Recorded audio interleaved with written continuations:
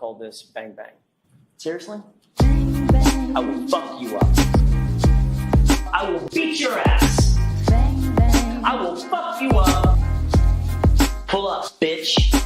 Bang, bang. I will fuck you up. I will beat your ass. Bang, bang. I will fuck you up.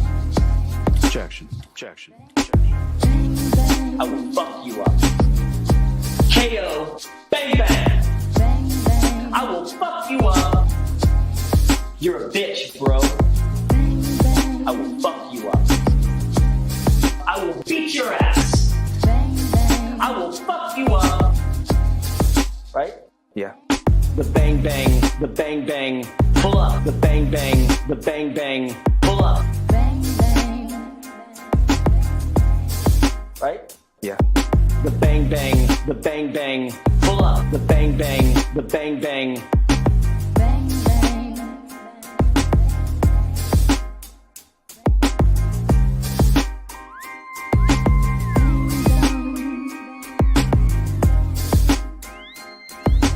Bang, bang.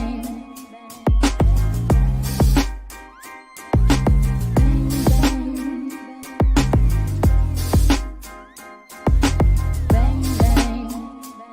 All right, Mr. Lally, your next witness, please. Yes, Your Honor, the Commonwealth calls Trooper Michael Proctor to the stand.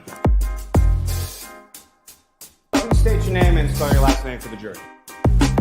Michael Proctor, Proctor. You're a bitch, bro. Bang, bang. I will fuck you up. I will beat your ass. I will fuck you up. I'm going to allow it. Bang, bang. I will fuck you up. I will beat your ass. I will fuck you up. I'm going to allow it. Bang, bang.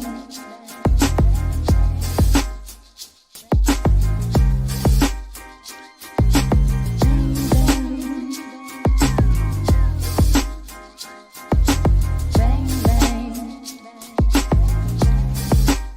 Welcome to the Weekend Live Show. 508 is where I'm from. We run down the biggest stories of the week with you every Saturday night. Let us know in the comments right now where you reppin'. Apache Junction, Taunton, Worcester, Long Island, Mantrod, South Florida, Webster, Malden, Framingham, Tucson, Billerica, Salem, Gloucester, Moosop, Connecticut, Charleston, South Carolina, Roslindale, Moosop, Connecticut, London, Hanson, Glendale, Arizona, Lynn, Mapleville, Quincy. Food stands, leave it closed, buddy, and bake them with You a funny ass guy, man. Have you ever heard of Turtle Boy? Yeah? Are you a fan? 508 is where I'm from. Hey, what's up? 508 is where I'm from. How was that? You a freaking idiot. Stop telling people that I'm mentally deranged and stupid. Call me Aidan. I'm not a doctor, but... Get out of my store, please.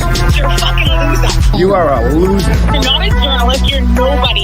You're not turtle hair. Don't make such fun of the criminal justice system. NFL on the house, blog that. Let's get this party started.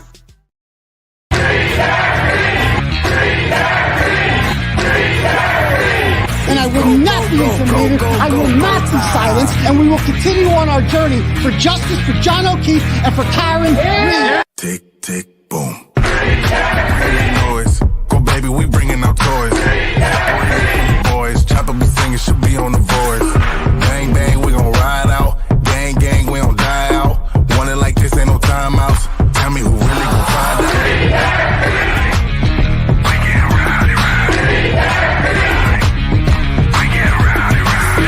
We be disturbing the peace. Working, we serving the streets. Karen Reed has supporters who've shown up in large numbers. Tick, tick, boom. Hard body, and not scaring nobody. You make me resort to wildin'. You must be blind by the diamonds. I didn't want it to be this way, but y'all won't need to try this. So it's no way around it. You the loudest one, it's going quiet.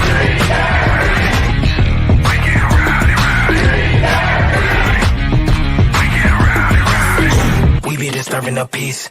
Working, we serving the streets. About to go ahead, going beast. Bang, bang, leave you sleep. This is the first time I think I've ever seen this. An outpouring of support for someone accused of murdering a Boston police officer. Unbelievable situation. Never seen anything like it. Tick, tick, boom. You can't stop me, so who gon' stop me? You can't stop me, so who gon' stop me? You can't stop me, so who gon' stop me? You can't stop me, so who gon' stop me? We be disturbing the peace. Working, we serving the streets. About to go 8 going beast. Bang, bang, leave you sleep.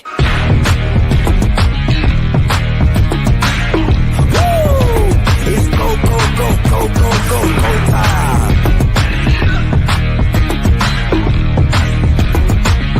Tick, tick, boom.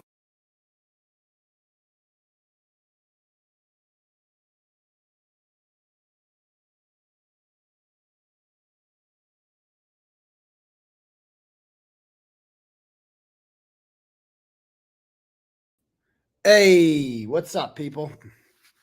What's going on? Hold on one second. We good here? We're good. All right. What's up, everyone? How's everyone doing out there tonight? Good, good, excellent. Welcome to the, hold on one second. Welcome to the live show, guys. I'm your host. Sorry, I'm a little fucking disorganized right now. My name is Aidan Kearney. You can call me Clarence with Emerson if you want. That's my Facebook account. Follow me on there. You can call me Uncle Turtle Boy, as old school turtle riders call me. You can call me Doctor. I actually prefer Doctor, and it's hard. It started happening more and more when I go out. More and more people call me Doctor. And yeah, or I mean, some people call me Daddy. I'll allow it. You're not required to call me Daddy. You can call me that if you want to, but I can understand it's a little bit creepy. But anyway, just wanted to say, I don't care what you call me. Just be here every Tuesday and Saturday night at 9 p.m.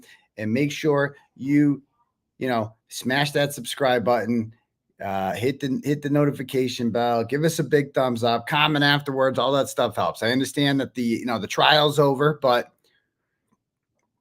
there's plenty of content to talk about, guys. There's always going to be something to talk about because remember, there was a life before the trial too. We had pretty good numbers before the trial. They obviously increased drastically during the trial.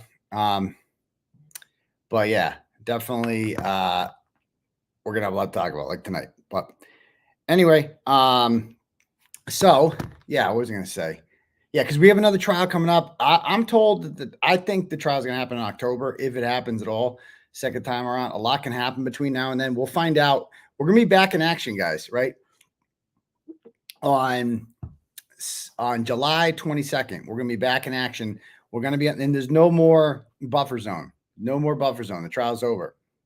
So we'll be right back on the courthouse stairs. We'll be right back where we were before, and we'll be protesting because, according to Paul O'Keefe and the McAlberts, their silence is over. They're no longer going to be silent anymore.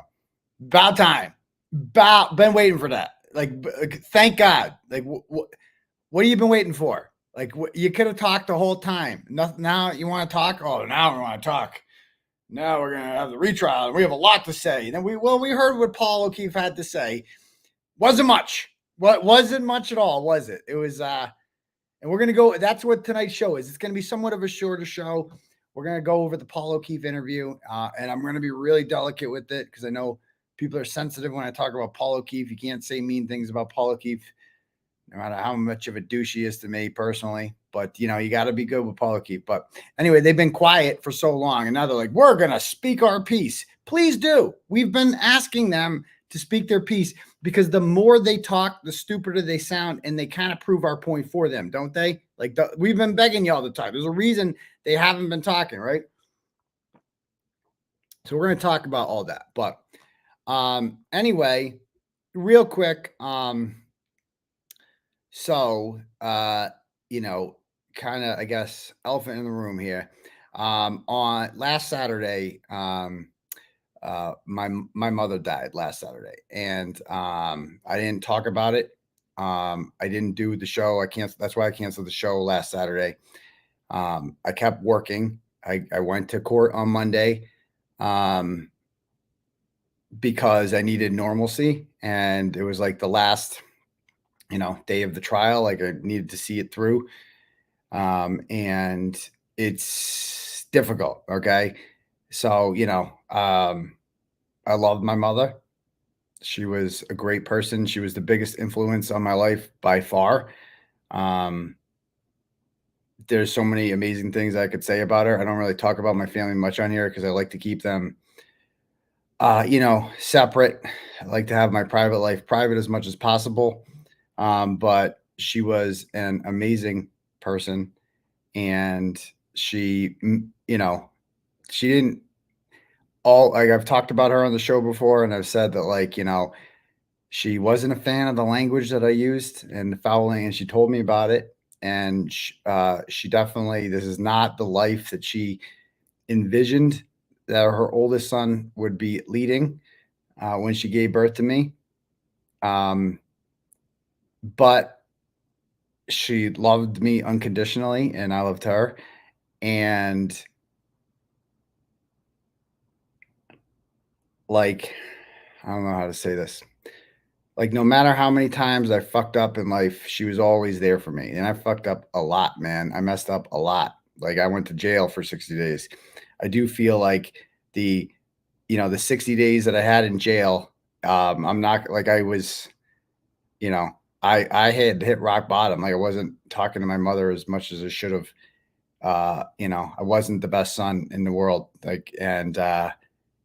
Going to jail for 60 days is the best thing that ever happened to me, because I got to talk to my parents every night at about 8:00 after afternoon recess. I would come back and they would be my second call. I'll call my kids first, and then they would be my second call. And you only got 15 minutes, and I'd get both of them on the phone. And, she had pancreatic cancer 3 years ago. And, pancreatic cancer is like a death sentence when you get it. I didn't know much about it. You Googled it. It's what Alex Trebek had. It's what Ruth Bader Ginsburg had. It's a death sentence, and nobody survives it. But she did. She beat it somehow, because we have the best doctors in the world in Worcester and in Boston. We have access to world-class healthcare, especially cancer treatment. People come from all over the world, right, to come to our hospitals and get cancer treatment. So we were blessed to somehow she beat it.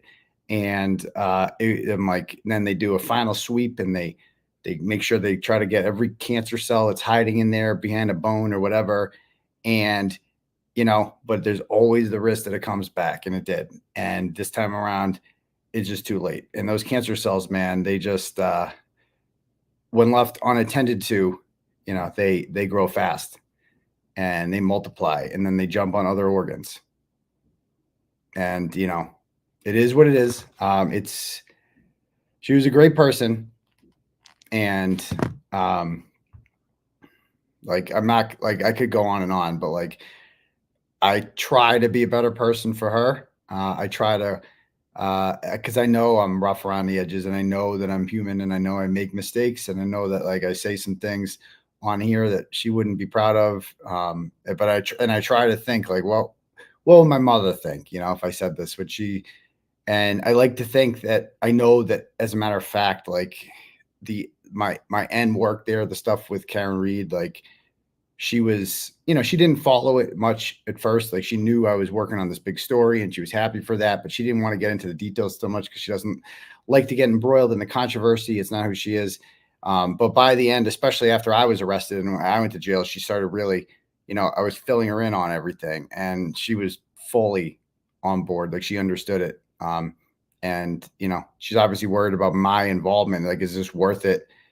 And one of the things she said to me was just never go to Norfolk County again. You can't ever step foot in that county. And so I have been back, unfortunately. I have stayed out of trouble, I feel like. But yeah, so I just want to, I didn't want to make it public or anything like that, because I didn't want to say anything when it happened, because I knew I was going to go to court on Monday, and I didn't want a bunch of people coming up to me saying, "I'm so sorry." I didn't want that. And if you can say it, it's fine. I'm not going to yell at you or anything like that. If you send me a message, it's just, I don't have Like I would just get overwhelmed. Like I wasn't mentally prepared for it. So, that's why I didn't say anything. And then when the obituary comes out, which was inevitably going to have to, then it's online and it's public and it's hard to avoid. People are going to see it, so it's like, it's going to get out. And I get the whole thing that I'm crude to people, and now's their chance to say ugly things about and I knew this would happen. I knew that people out there would say some nasty shit, and I don't even care, right? I think it's like, I'm just, let them be ugly, let them say what they say. Oh well, they'll say, oh, you said the same thing about the O'Keefes, or you said the same. No, I didn't. I never once said that like John O'Keefe deserved to die. I've said nothing but good things about John O'Keefe. John O'Keefe seemed like a great person. I don't know him. I'm not going to pretend like I knew John O'Keefe, but I would never, be like, John O'Keefe deserves to die. He's a bad person. Like, I would never say that. I said it about Brian Riccio. I definitely said it about Brian Riccio. But Brian Riccio is look at the life he lived. Like, look, he wanted to be the ugliest person in the room.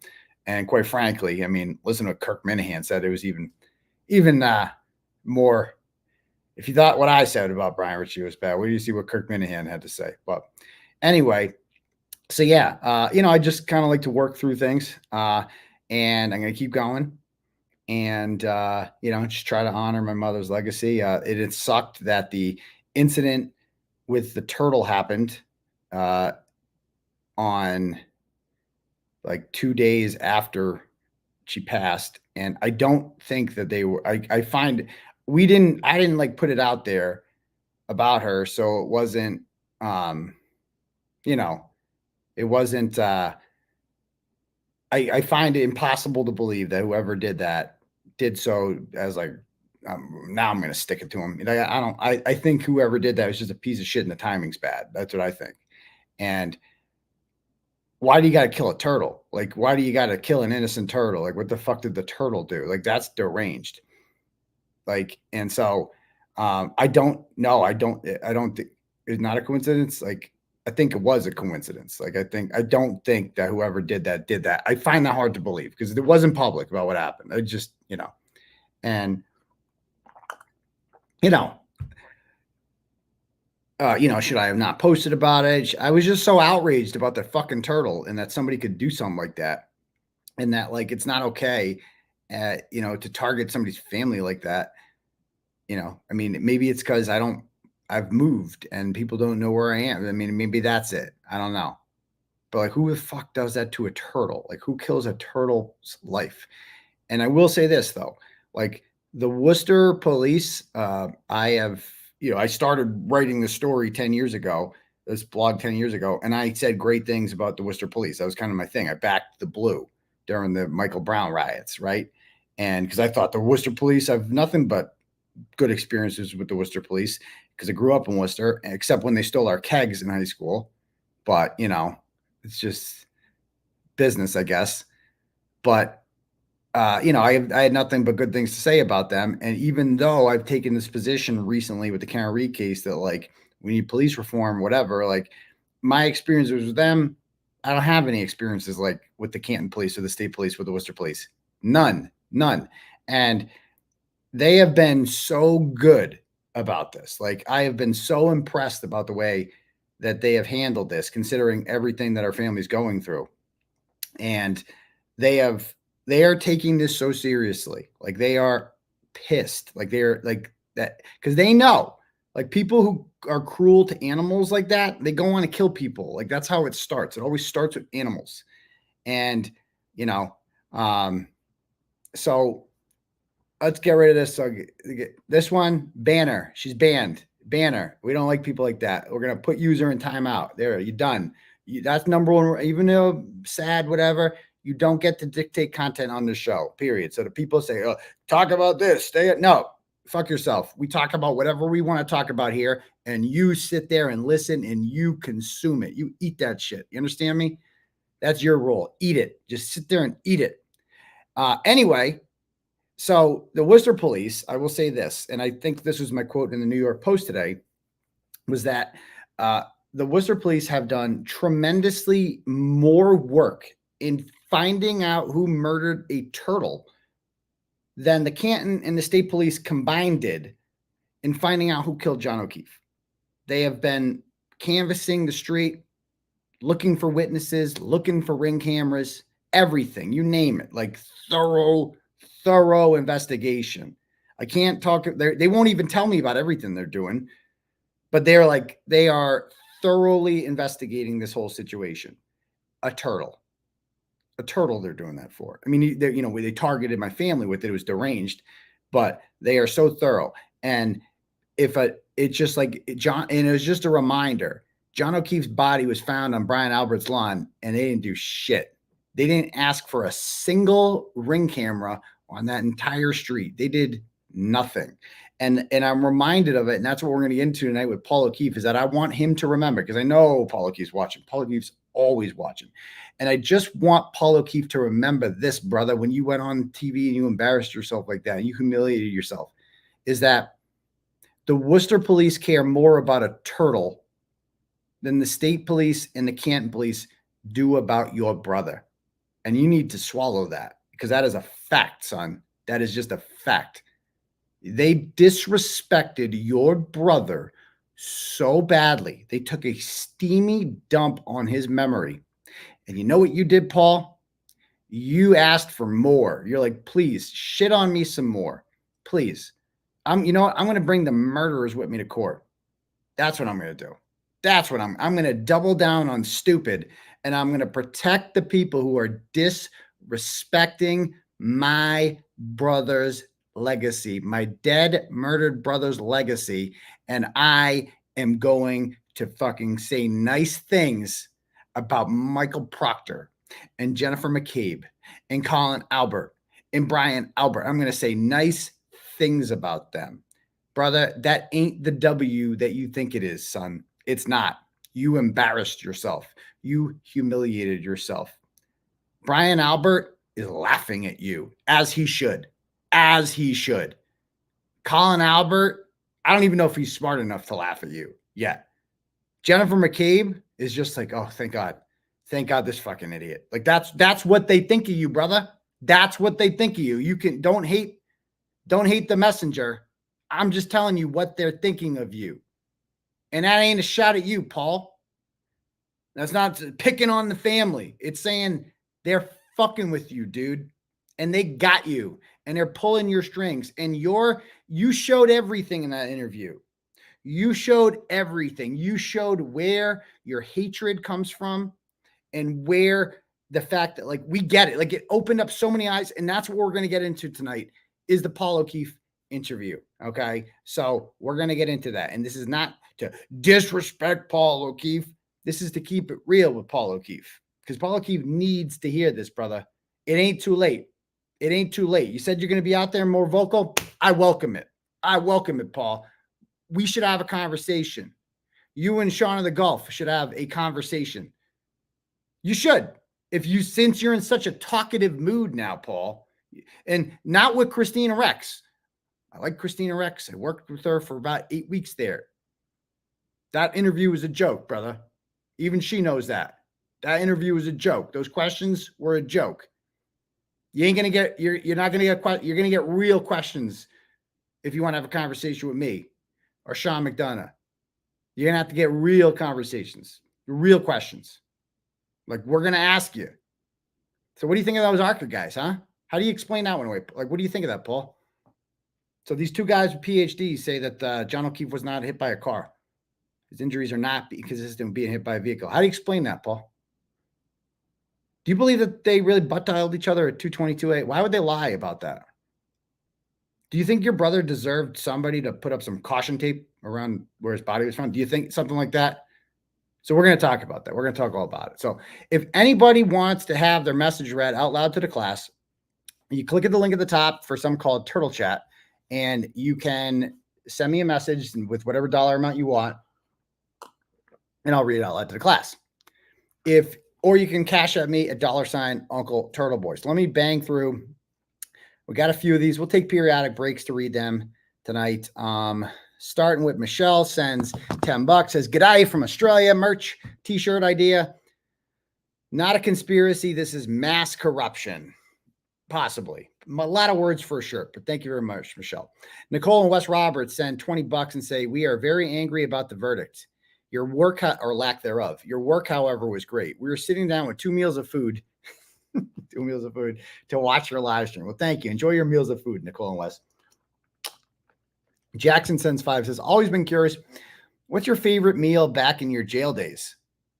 That's an easy one, Jackson. C.O. Cotto's chili, my prison chili was just a bomb. Prison chili on white rice was so good. I also loved the roast beef for lunch.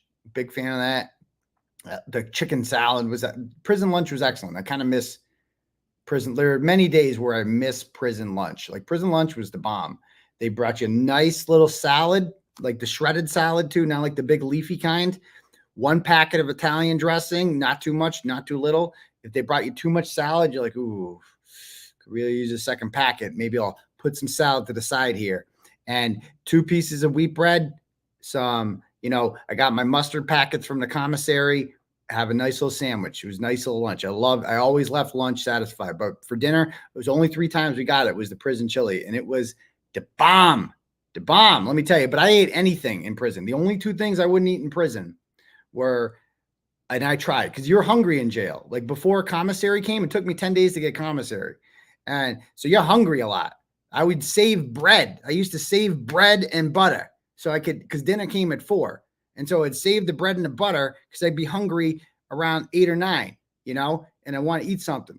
But the only 2 things I would not eat, no matter how hungry I was, are the oatmeal. I will never eat oatmeal. I tried it. The oatmeal is fucking gross. The fact that oatmeal is acceptable to be served as a food anywhere, like, is horrible. Like, it's like what you imagine in like the Tower of London, you know what I mean? Or like Oliver Twist getting or some shit. Like what? Like, no, oatmeal is cruel and unusual and inhumane. Okay. A gruel sandwich. Right. And bananas. I hate bananas. I hate them. Like, bananas are disgusting and they shouldn't even count as a fruit. Fruit is supposed to be sweet or maybe a little sour and cold and a little chewy. You know what I mean? Like, bananas are disgusting. They're a freak fruit. They're not even a real fruit. They're disgusting. Okay. So, and they smell horrible. Banana flavored popsicles are horrible. Banana should be banned. Banana and oatmeal outlawed. If I'm president, that's what we're doing. No bananas, no oatmeal. Go to bed. That's it. Okay. So there's that. Thank you. Fucking people defending bananas in the comments. You're going to get me all fired up. Anyway, next one is from, let's see, Carrie sends $10, says, no need to read. Hold your memories close to your heart. So sorry for your loss. Thank you, Carrie. Aaron sends $100. Thank you, Aaron. She says, so sorry about your mom.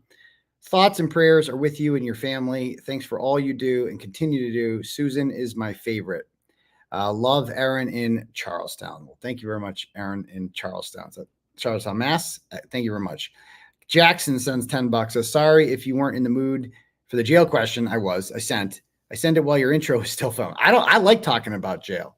You're an inspiration to many, and if all of us are proud of you, then I can't imagine how your mom feels. Oh, that's so sweet. Thank you very much, Jackson.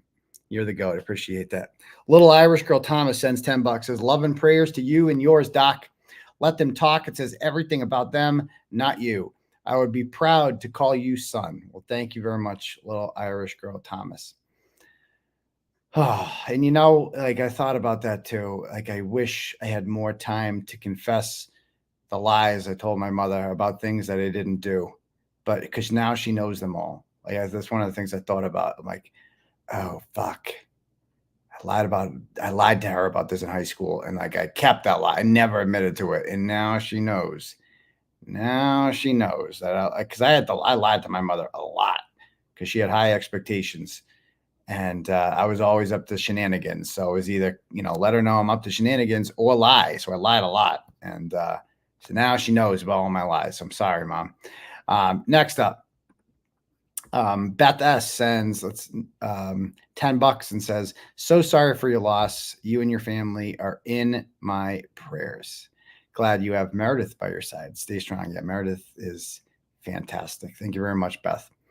Wes and Nicole send $10. Says, we love you, Aidan. Stay strong. There may be tough days ahead, but know there are people out there like us that care about you. Keep on trucking. Well, I appreciate that, Wes and Nicole. Penny sends $10 and says, may your mom rest in peace. We are all thinking of you. Thank you, Penny. Dean fucking Smith sends $100. Thank you, Dean fucking Smith. And he says, sorry for your loss. This is one for your First Amendment rights. Hashtag free Turtle Boy. Yeah, I have a hearing coming up this week, guys. So if you're all more than welcome to come, on July 11th, I have 2 hearings. In the morning at Dedham District is kind of the less interesting one. I've been charged with violating a restraining order against a fake victim who obtained the order by lying about an assault that never happened that sent me to jail for 60 days, and which got dropped when they tried to indict it and there was no evidence and she made it all up. So 3 days after I got out, I went to a Karen Reed hearing. She had never come to a Karen Reed hearing before and decided to show up that day with the McAlberts, who she befriended while I was in jail out of spite for me, because that's very normal. And I left as I'm supposed to do because she came in holding the restraining order in her hand, knowing full well that I would be there. And I left and I went to where a police officer from Dedham, the Silver Fox, told me to go. And I stood there, and on the way out, I didn't see her come out and she didn't see me, and there's no interaction. And she apparently went to her car and claimed that I keyed it or, destroyed it, vandalized it. There was no evidence of that, but a police officer named Kozak took the report. At no point did she mention anything about me contacting her or violating the order. Yet 5 hours later, she went to the police after seeing a video in which I'm in the vicinity of the Registry of Deeds. And she then suddenly remembered that I yelled, liar or something at her and made it all up. We have videos that prove that none of this happened. And apparently we're going to go to trial. So on Monday, I think a trial date's going to be set. And that's fine. We're not afraid of a trial. I'm completely innocent. And I look forward to my day in court and putting this liar on the stand and watching her story unravel. So, but that's a less interesting story because that doesn't really, who cares about her? She shouldn't be part of this narrative. But later on in the day at 2 p.m., we have a hearing in Superior Court with the McAlberts. I'm being charged with 9 counts of felony witness intimidation against 8 of the witnesses that you saw testify in there and the fake victim. I'm charged with 3 counts of conspiracy to commit witness intimidation against Jen McCabe, Michael Proctor, and Elizabeth Proctor for publicizing news that what's her name? Jennifer McCabe was at the Proctor household for a social visit, and we took a picture of their car and posted it online to prove that, and ran, and their license plate came back confirming it was them. So that's a felony now when you report the news like that. So that's 3 more felonies. I got another felony for wiretapping. I don't know what that's for. We literally have not got charging documents or been explained who did I wiretap and where is this evidence? They haven't given us anything. We don't even know what it's for. Literally no idea what it's for. I was asked about it when I was indicted on February 23rd.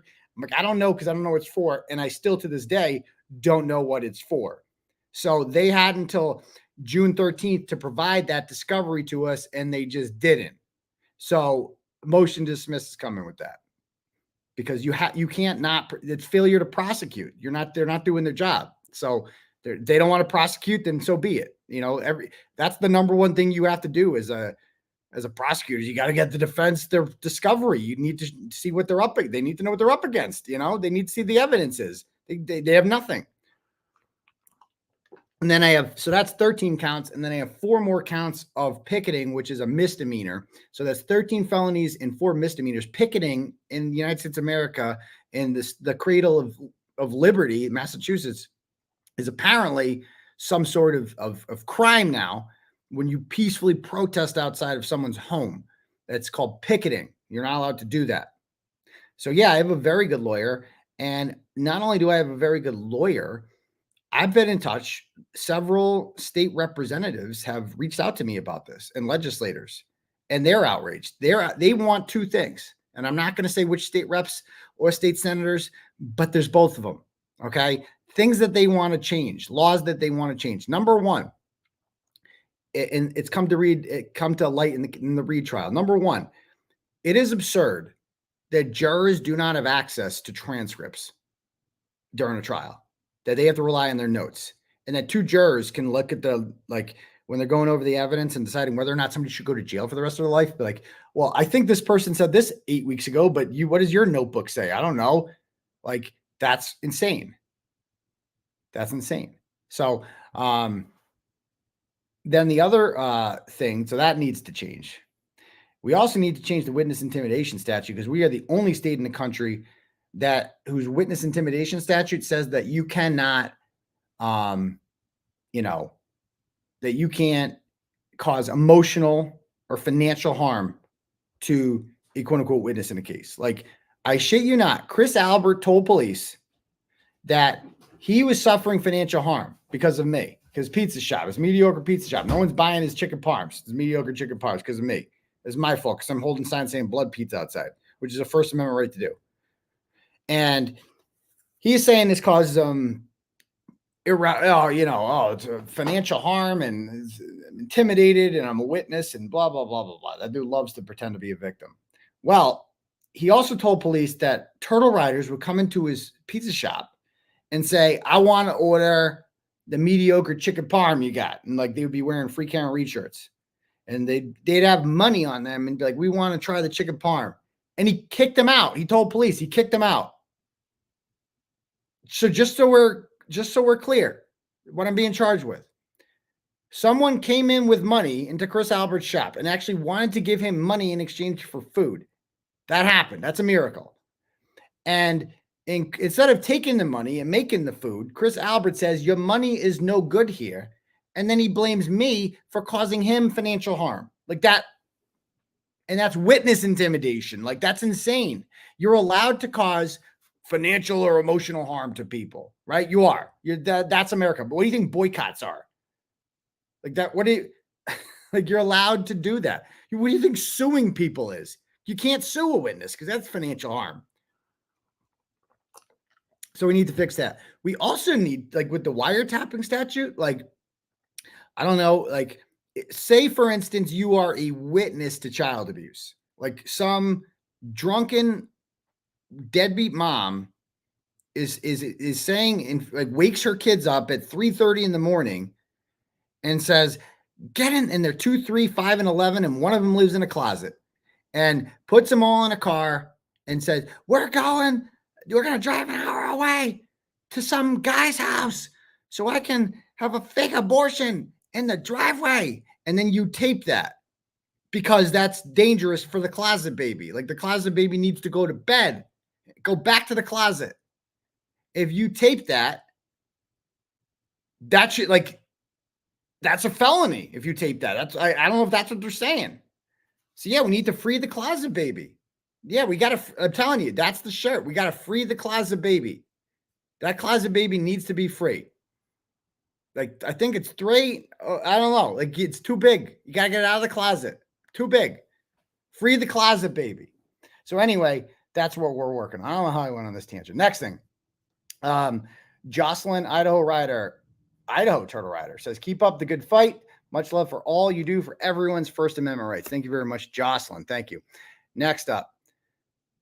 Kathleen sends $25 and says, just for you, we all lied to our parents. She has already forgiven you. Well, thank you, Kathleen. I hope so. Cynthia sends $25. Says, you don't have to read this out loud. Our deepest condolences to you and your family, Cynthia and Paul. Thank you very much, Cynthia. Nikki sends $50 and says, the food stamp 5 can suck my balloon knot and cringe over every dono for your defense. Thank you. Edna C. Feliciano says, sends $10, says, my comment is long. I definitely can't read this whole thing. She sends $10 and says, my comment is long. I apologize. Sorry for your loss. Okay. It's a long thing. It's literally like 500 words. I can't read it all, but she seems to be very upset about the interview with Paul O'Keefe, and we're going to give her that content tonight. So thank you, Edna. Bethany sends $5 and says, if the jury was in fact unanimous with a not guilty verdict for the first charge, could they have just told Bev they were only hung on the lesser charge, or was the whole verdict dependent on all the charges being answered? No, that is a misunderstanding, I think. They could give unanimous. They could do not guilty on the murder and come back hung on the 2 other things. That it was definitely a possibility. That wouldn't make much sense because you think that you hit him with the car, you didn't, but you could do that. Thank you. Patrick sends $100 and says Coco and Carrie can't stand Tracy in Sebago. Carrie pretended she was hot, so she didn't have to go to the Freedom Cafe. Love you, Turtle Boy. Ooh, shots fired. Thank you very much. Nicole sends $50 and says, enjoy a nice brunch on me. I recommend Gianna's in Easton. Great food, great vibes. Prayers to you and your family. Thank you very much, Nicole. Easton's a little far, but maybe when I'm down there sometime. Thank you very much. Dina sends $10 and says, Unc, prayers to you and your family. See you in Dedham. We got your back. Well, thank you, Dina. Melissa sends $10 and says, we love you, Turtle Boy. On the Cash Apps, and we'll get started on the Paul O'Keefe interview in just a moment. Sorry, I'm talking a lot here. On the Cash App, Shirley sends $10 and says, we beat ourselves up after losing parents. Love you. Thank you very much, Shirley. Mama She 13 sends $50 and says, prayers and hugs. Your mama was proud. Yes, she was. Thank you very much. Lisa sends $10 and says, thank you for being amazing. Thank you, Lisa. Kelly sends $20 and says, raise one up to your mom from Kelly R. Thank you very much, Kelly R. Bob sends $5 and says, oatmeal needs maple syrup and fruits mixed in it. I guess so. Thank you, Bob. Justin sends $10. They had no maple. Oh, no, we got syrup sometimes on pancakes on those mornings. They were always cold pancakes, but whatever. You ate them anyway.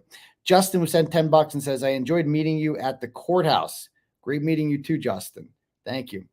And shout out to the 2 guys I met yesterday who just came up to me and they're like, oh, Turtle Boy. They said, we set our notifications on Twitter for when you tweet. And that was really cool. So I appreciate them reaching out. And I think his name was Nick. I forget the other guy's name. But they were cool. Thank you very much. Michaela sends Michael. Sorry, sends $40. Has no comment. Thank you, Michael. Erica sends $25 and says, Unc, things happen. Keep up the fight. Well, thank you very much, Erica. Paula sends $20 and has no comment. And one more here. Tammy sends $20 and says, Jill Daniels touched Turtle Boy. Yes, she did. Let us never forget. It was 2 weeks ago tomorrow when Jill Daniels touched me. So, yeah. All right, here's the deal. We're going to watch this interview. I got to turn the AC on real quick because it's sticky as shit in here. I'll be right back. Hold on.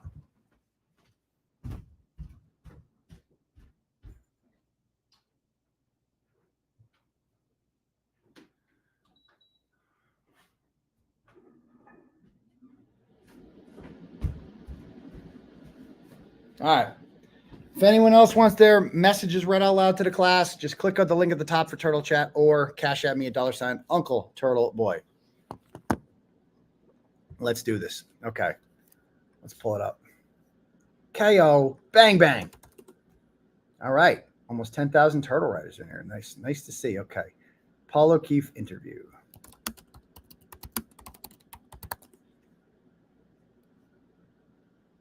All right. So again, I will start this off by saying a couple things. Number one with Kristina Rex, because I'm going to say very critical things tonight. I have nothing against her as a person. And one thing I learned during the trial and I took away from, I have a newfound respect for the mainstream media. Like I got to talk, I developed a bond with these people for like 8 weeks. They were my colleagues and they were really cool. Like especially Sue O'Connell and Ted Daniel. I kind of already knew the Canton TV people. They're awesome too. Love them. But you know, John Hall, who else was there? I don't know. There's a whole bunch of people. I forget. I apologize if I'm missing anyone, but she was cool too. She was really good at her job. Like Kristina Rex was on top of shit. Like if you followed her tweets during the trial, like she heard shit that sometimes a lot of us didn't hear. Like she heard, she was the first one to replay the whole Bev Cannoni calling Karen out for, are you smiling, Miss? Is there something funny, Miss Reed? So she was really good at her job. I will say that. She didn't do well here. This was not good. And I don't know if she just did this, you know, to you know, maybe she thought like, if I push too hard, I'm going to lose the interview and I really want to keep this interview, but she didn't do good. And I'm just keeping it real. Like this was not good. And now with Paul O'Keefe, for those of you new here, I've attempted to talk to Paul O'Keefe before. Okay. I had a conversation with Paul O'Keefe, and it was covered in part 34 of the Can't Cover Up series, right? And so we spoke on the John O'Keefe page. Like, he runs the John O'Keefe page, and he told me he doesn't believe Karen Reed murdered him, and he's happy the FBI is investigating other leads. Like, so he answered me. He's like, why do you care who's running this page? Because you care what we think. Who is we? Okay, so, and we talked about, you will see the real truth soon, he told me. Okay, I know what the truth is, and that's all I care about. So I'm like, this is Paul. You're an investigator. Look into her. Why is the ring footage deleted? He asked me, from 1 to 5 at his house. Well, Paul, we figured that one out, didn't we? It came out in court that Karen Reed never deleted any ring camera footage. So that was a lie. That this is what one of the lies he was fed early on. Like, well, she deleted ring camera footage from the house. Yeah, it turns out that was a lie, Paul, but I hope you find out who did. I hope you find out who did. Because that came out at trial. Why were they in such a hurry to get her car out of Canton that morning? Well, that kind of came out too, Paul. That came out in Kerry Roberts' testimony. Because your mother, Paul O'Keefe, Peggy O'Keefe, the first thing that she said to Cameron Reed was, why did you leave him there alone? She blamed him immediately. So she felt uncomfortable there and wanted to be with her family. So there's that one. Or, why did she tell us, I will never see you guys again? Well, Paul, probably because your mom was accusing her of murder, like pretty early on. Like, that's probably why she told, I will never see you guys again. Because also her connection to you guys was John, and John was dead. So that's probably why that might have had something to do with it. But clearly she has seen you again. Why did she change her password on her cell phone? She didn't, Paul. She didn't have. And by the way, the police have something called a gray key. They can just get into your phone whenever they want, brother. They just download all your data. Like, you don't need to actually get the passcode to get in the phone for the police to see what's inside it. So that's not how it works. Her dad brought her and was with her brother, sister. They were there for 30 minutes to offer their condolences. They immediately took her car back to Dayton in a terrible blizzard, which is a 40-minute ride on a clear day. Did you want them to sleep over, Paul? He goes, the ME was from another part of the state, completely impartial, and said they were not puncture marks or any indication of an altercation. But Paul, now she says that's not true. She could not rule out a physical altercation. She said that, Paul, during the trial. You said the truth was going to come out, and it did. So the medical examiner actually helped Karen Reed and kind of exonerated her. Is there any comment about that, Paul? Do you have any comment about that? Or then he said, she's the expert. We are not. But she didn't even know. You honestly don't think those could have come from a dog? I don't. Well, Paul, 2 experts, 2 doctors, 2 pathologists got up there and said that they came from a dog. So what up with that, Paul? I guess you're smarter than them. I don't know. You will see on May 25th. She has been a great friend to my family many years. Kerry Roberts. Okay, Kerry Roberts, fine. Okay, I have nothing against Kerry Roberts. I think she's a moron, but she's certainly not part of any conspiracy. She's just a useful idiot. That's all Kerry Roberts is. And that's why the defense didn't bother cross-examining her, because she has nothing interesting or bad to say. This says, okay. Oh, there they are. There they are. Okay. She was there that morning. Karen called her. She didn't even know Jen. Okay. If you're looking for a story, then you should start looking in the opposite direction. It might make you look bad at first since you've been defending her for so long, but you might face it. We agree to disagree. I go, the fact that it doesn't cross your mind that it might not have been her is sad. I hope if I'm ever murdered, my family doesn't blindly take an obvious lie that only very stupid people would believe. Thank you for the insult. Yeah, it makes it all about him. I assure you the DA's office and the McCabe's are much more insulting to you. I don't need your pity, but thank you. Then he said, I'm happy. Remember, Paul O'Keefe said this. He is happy the FBI was involved. His loss has been bad enough for all of us. I really don't appreciate you posting the autopsy photos. They obviously came from the defense, and you were working with them directly. Well, Paul, those autopsy photos were in black and white in the filings. I got the color photos, but what does it matter if who gave him to me, Paul. Like, the fact of the matter is you don't like him because it shows that he wasn't hit by a car. That's what those autopsy photos show you. Only immoral people would do that. And I don't mean you. I don't even mean you. He means Karen. He hates Karen. If the FBI comes back and indicts Proctor and McCabe, will your feelings change? I want to know what happened that night more than anyone. So yes, but I knew what happened before the troopers were involved when they took her car out of there in a blizzard to drive to die. So he's figured it all out immediately. I go, if the FBI comes back and indicts, will your feelings change? I asked that you be objective. I am. You've looked at it from one side. The other side doesn't make any sense, Paul. You've only looked at it from one side. I respect how much attention and work you put into this, so he respects me. I also realize this is the biggest story you've had and got many clicks from covering the story. Again, that's a side effect, okay? I don't think you're stupid at all. Thank you, Paul. I think you're intelligent. Thank you, Paul. And you've helped create a very interesting narrative, which a lot of people have believed because they want to believe in a corrupt, highly overt cover-up. We don't want to believe it, Paul, but unfortunately that seems to be the truth. Okay. And then he went on to say, is there any type of real evidence pointing in a different direction? Then I will pay attention. And so much has come out since then. Like, I don't know, Paul, the plow driver or the butt dials, like so much evidence has come out since then that you haven't paid attention to. So that was a lie, Paul. And I go, how did his head break? Oh, the ground was frozen. Oh, right. The frozen ground turns into freaking sharp nails somehow. They will be in her phone soon, which will tell a very different statement. It didn't, though. Nothing in her phone was incriminating. Nothing. Nothing, Paul. The dog wasn't involved. The Emmy never mentioned anything about bites. Follow the phone. It will be public soon. Yeah, it didn't. You've made me think of that. I go, have you considered that he may have been beaten inside the house? Have you even thought about that? And he goes, you've made me think of that because I do read your blogs, even though I shouldn't. John and Colin Albert never had any issues. Whatever Karen and Tom Beatty are feeding you is not accurate. So Tom Beatty ain't feeding me shit. And I don't know what his problem with Tom Beatty is. Now, I don't speak to either of them. I don't know if I was talking to Karen directly at the time, but I was definitely talking to someone was talking to her. So if I guess it had the same effect. So, but again, sources are anonymous. So there's Laura Sullivan getting her shoulder rubbed by Jen McCabe, and there's angry Ashley Brady there, John's side piece. All right. What do you think? I want to know what exactly happened, as hard as it will be to hear. Okay. I know what happened before any investigator spoke to me. So he figured it all out. I've kept an open mind. Please do not exploit the kid. He goes, please do not exploit the kids. Motherfucker, you put them on the stand. You made them testify for no reason. It didn't help anything. Didn't help lead to any sort of conviction.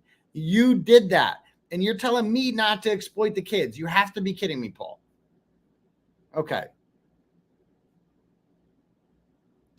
Again, that's just so wrong. So wrong. Okay.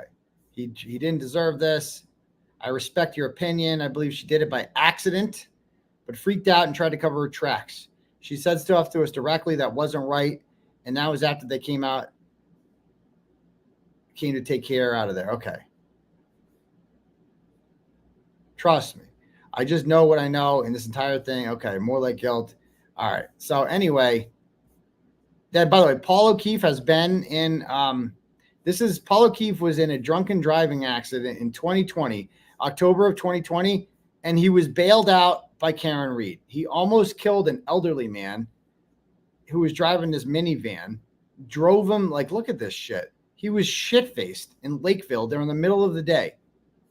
Couldn't stand, got a DUI, and he ended up, I don't know if he took a quaff or what he did, but yeah, that's Paul. That's Paul. Okay.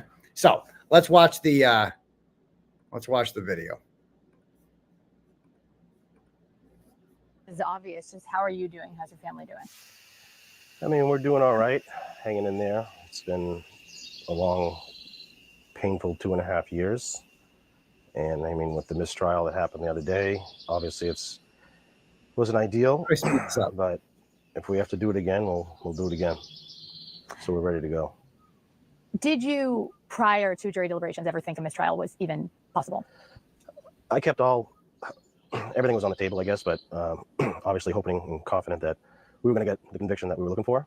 So as far as the mistrial, yes, it's something we didn't want, obviously, but the fact that he thought that he was going to get a conviction shows how out to lunch he is. Like, bro, no, Paul, no jury's ever going to convict Karen Reed. And I know you might have seen idiots be like, it was 10-2 in favor of guilty. No, bro, that's Grant Smith Ellis. Listen, Paul, focus. You're never going to read the comments on Emily Baker's channel or Lawyer. These people are unbiased. Their audiences weren't exposed to any of this prior to the trial.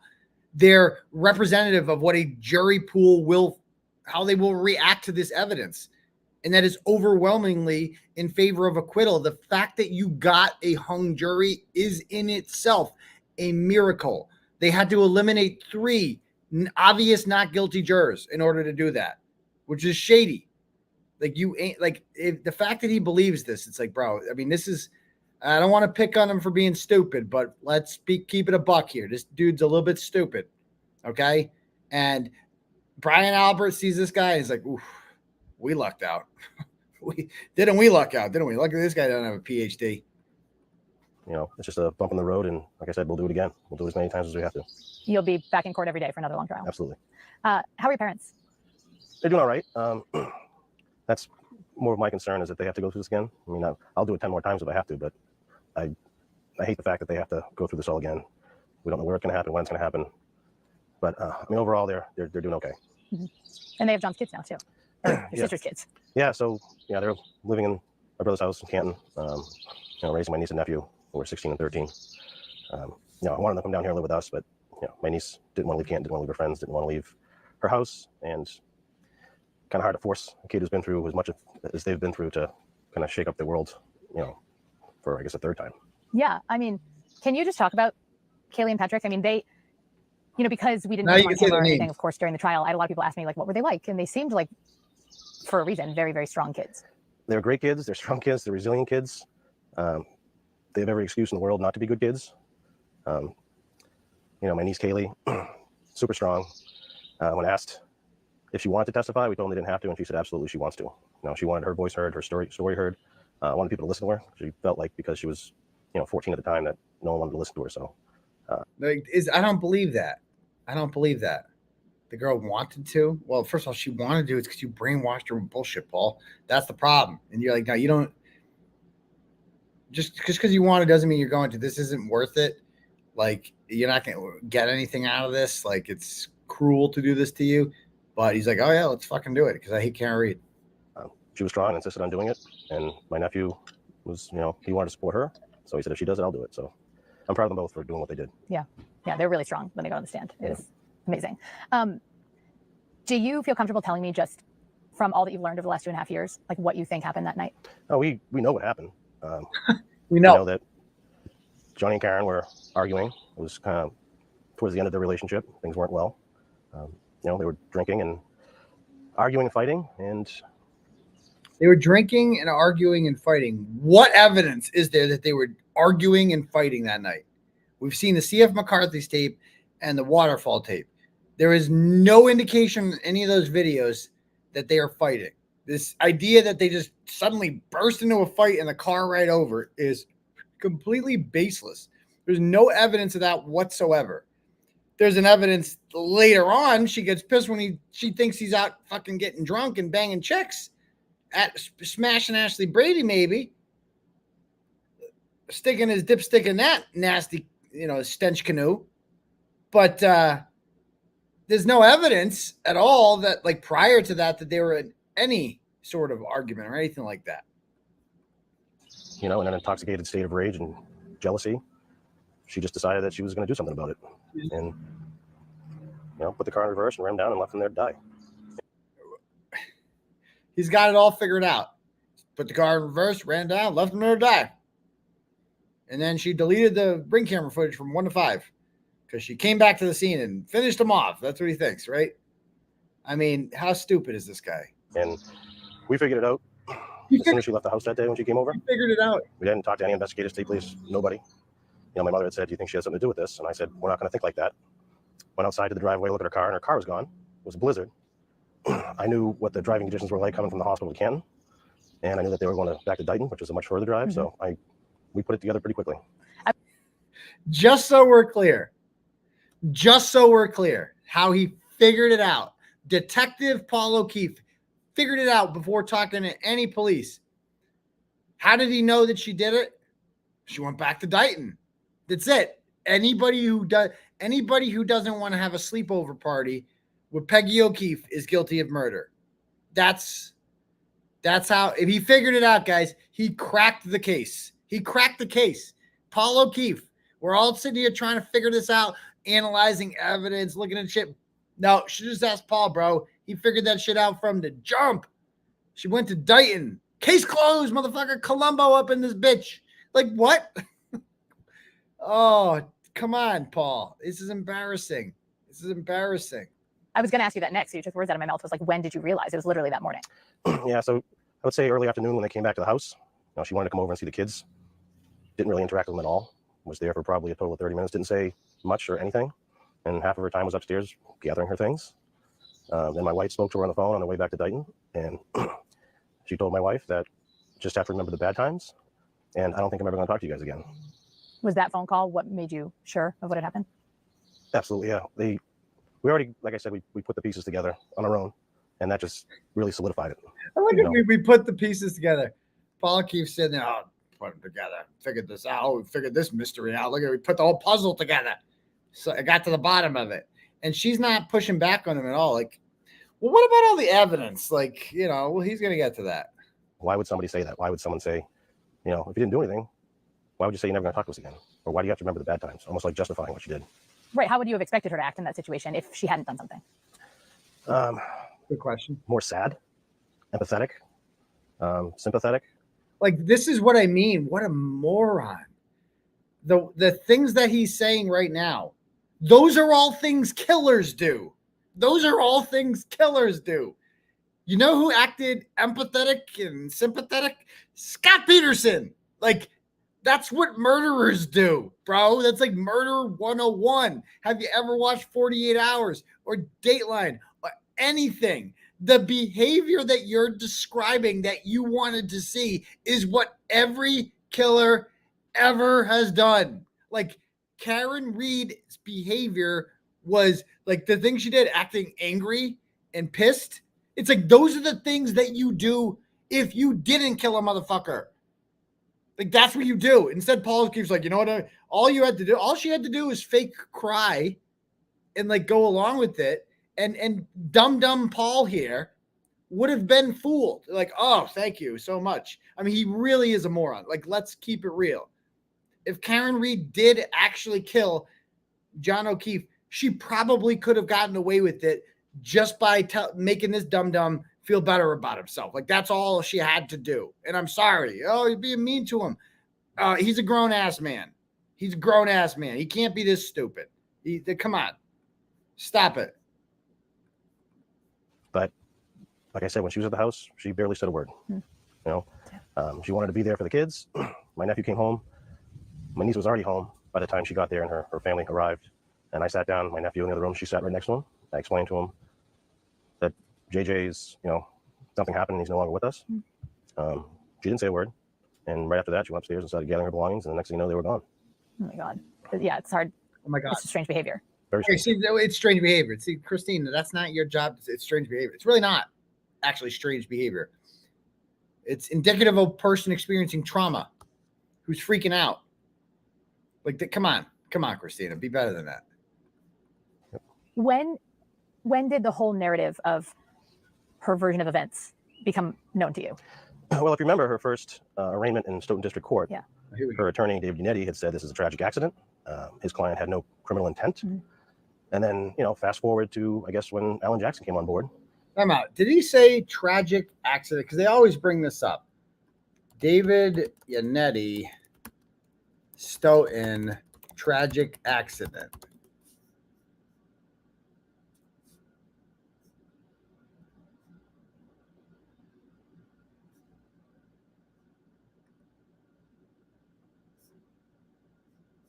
Let me bring up this original report real quick because they love to bring this up as if it means anything at all, which it doesn't.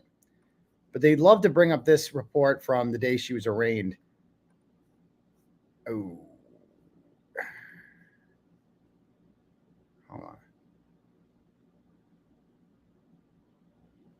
Hold on. How do I get rid of this shit? How do I get rid of this? Can I find a different one? Hold on. I gotta find one that's less pop-up-y. WCVB.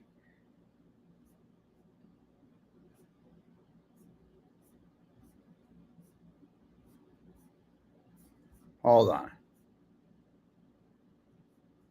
There it is. So they'd love to quote David Yannetti. So I'm trying to read his exact quote here. What he said.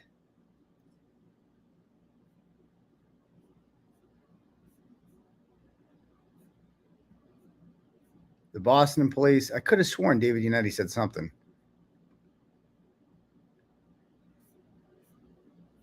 He definitely said something outside of court.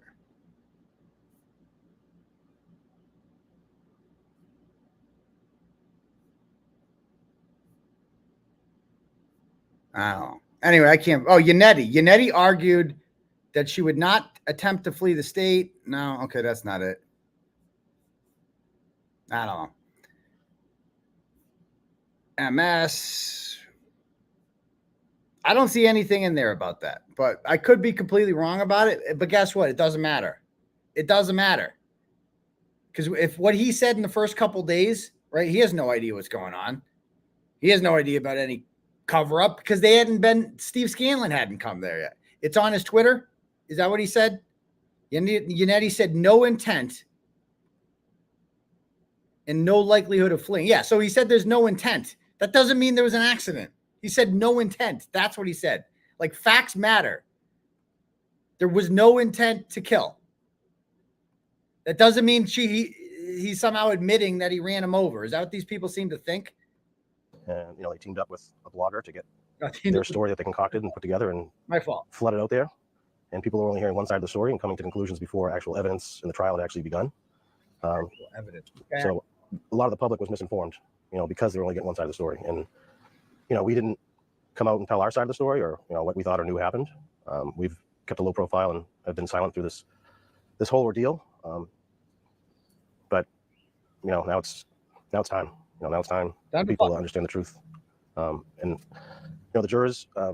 This guy acts like, oh, now that the trial has come out, the truth has been told. Did you sit through the same trial we did, Paul? Did you sit through Joe Paul's testimony? Did you sit through that about the butt dials and everything? Like, what came out during this trial that we didn't already know about, like from your side, that showed Kara Ree was guilty? What? Like, what did we learn? Like, nothing. We learned nothing. The state police found taillight there. We knew that. We believe it was planted because the Canton police didn't find it there. So it appears as if it was planted, Paul. Like, have you explained that? Like, were you listening to anything? This guy acts like he got there. He sat through the same thing we did. And it's like, man, it was raining. Lally was just raining bombshells on these motherfuckers. Thank them. They did a great job. They put in a lot of hours, paid a lot of attention, worked hard. Unfortunately, they weren't able to come to, a consensus as far as the verdict goes. But, we have another chance at it. And, hopefully the jury that we get for the second time around will, we'll see things more clearly. So just so I'm clear, you think this all started when Alan Jackson showed up, and Karen, throughout the course of this trial, you think she knows what she did? She knows exactly what she did. Well, first of all, it didn't start when Alan Jackson showed up, Kristina, because we saw in Karen's booking video in June of 2022 that she said that Colin Albert and Brian Albert did this. We're all in the same joke, right? His headlight, my taillight was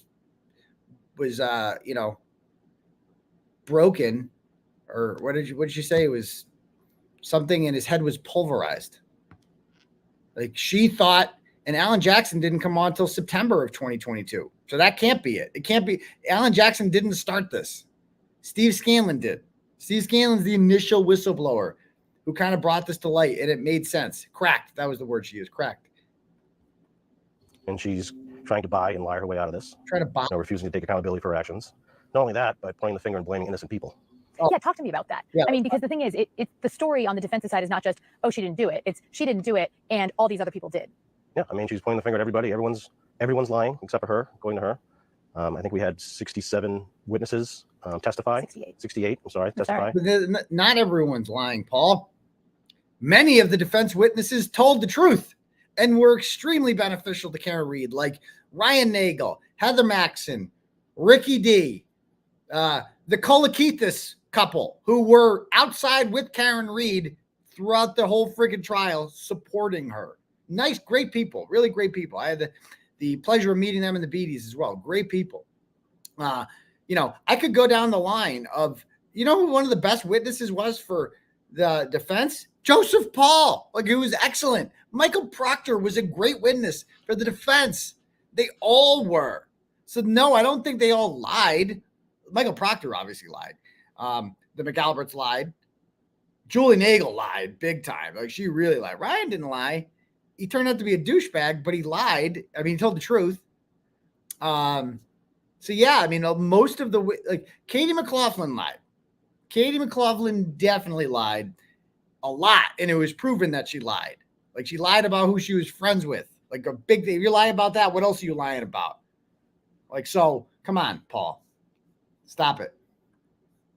And you know who else really didn't lie? Like, the Canton police. They didn't really lie. They're just incompetent. They were just really defensive about why they didn't search the house. Paul Gallagher's, oh yeah, we didn't, you know, I would never search the house.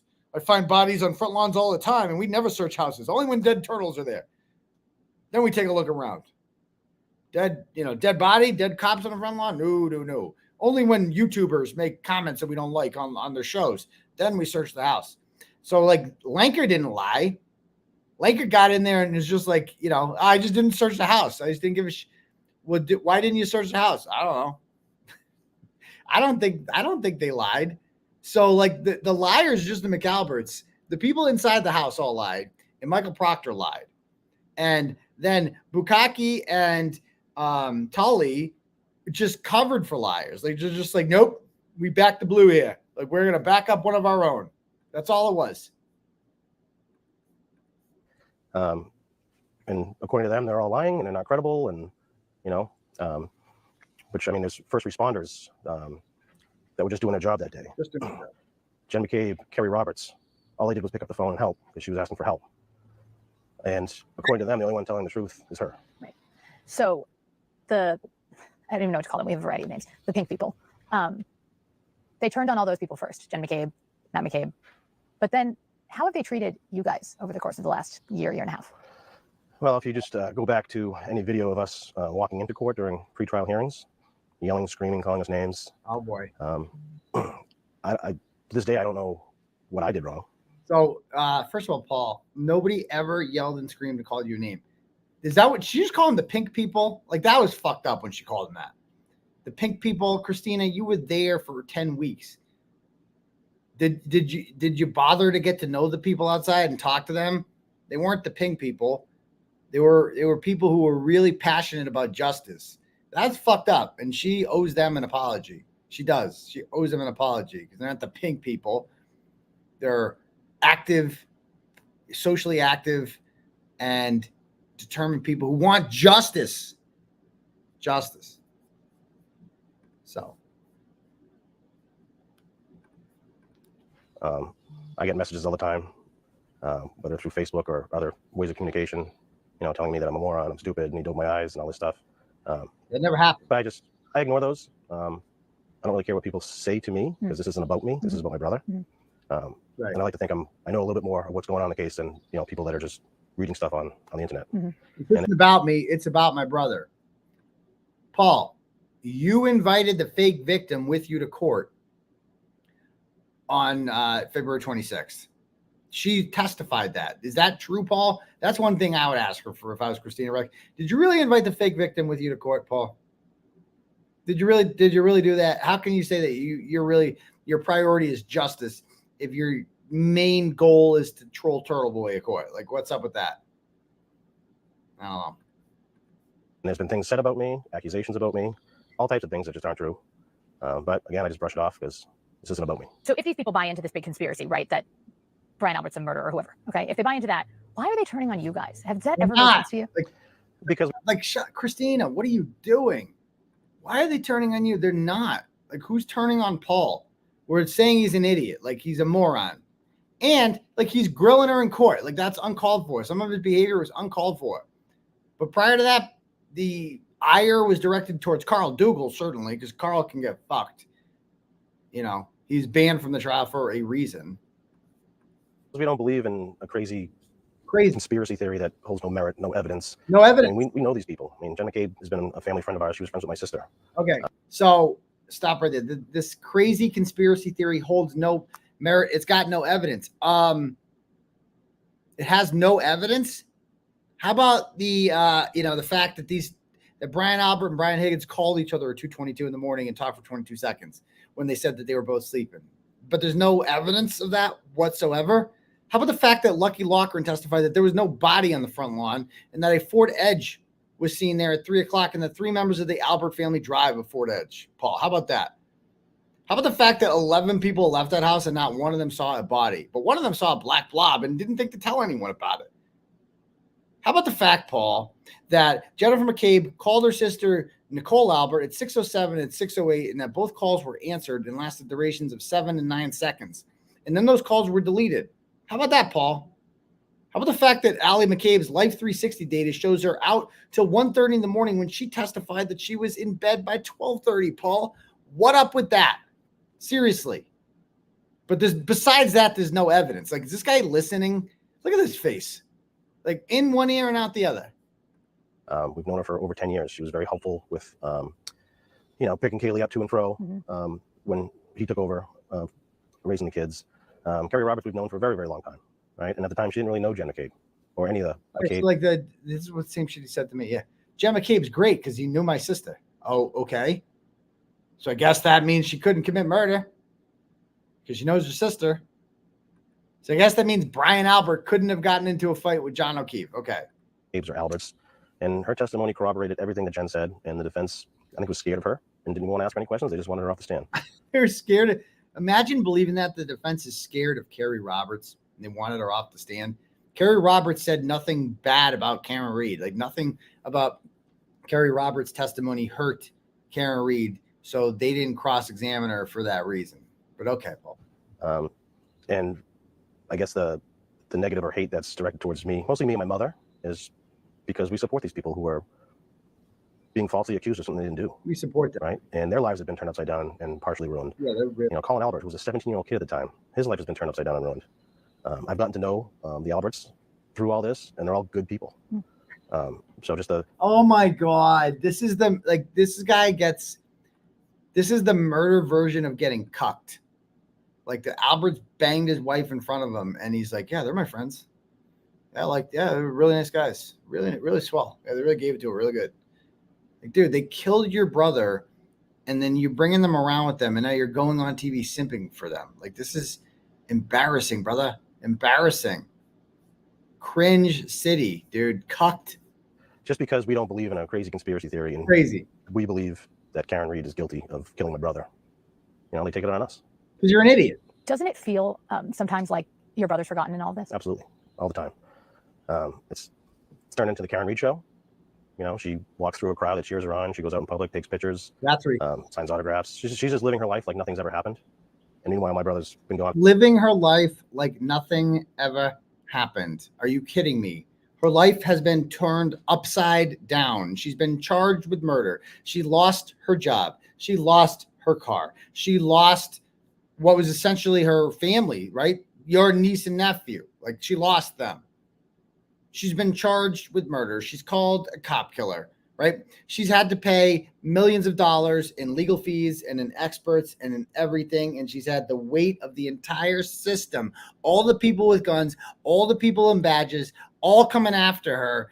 But she's just living her life like nothing happened. Are you fucking stupid, Paul?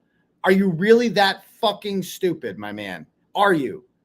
Do you really believe the bullshit coming out of your mouth? that, because you see that at the court, because she has the audacity to smile. That's what they don't like about her, that she has the audacity not to come into court looking weak like she did on June 9th or whatever that was, the day that she was indicted, looking raggedy, like she needed a shower and she needed some conditioner and shit. Like they didn't like that. They like that Karen Reed. They like pathetic Karen Reed.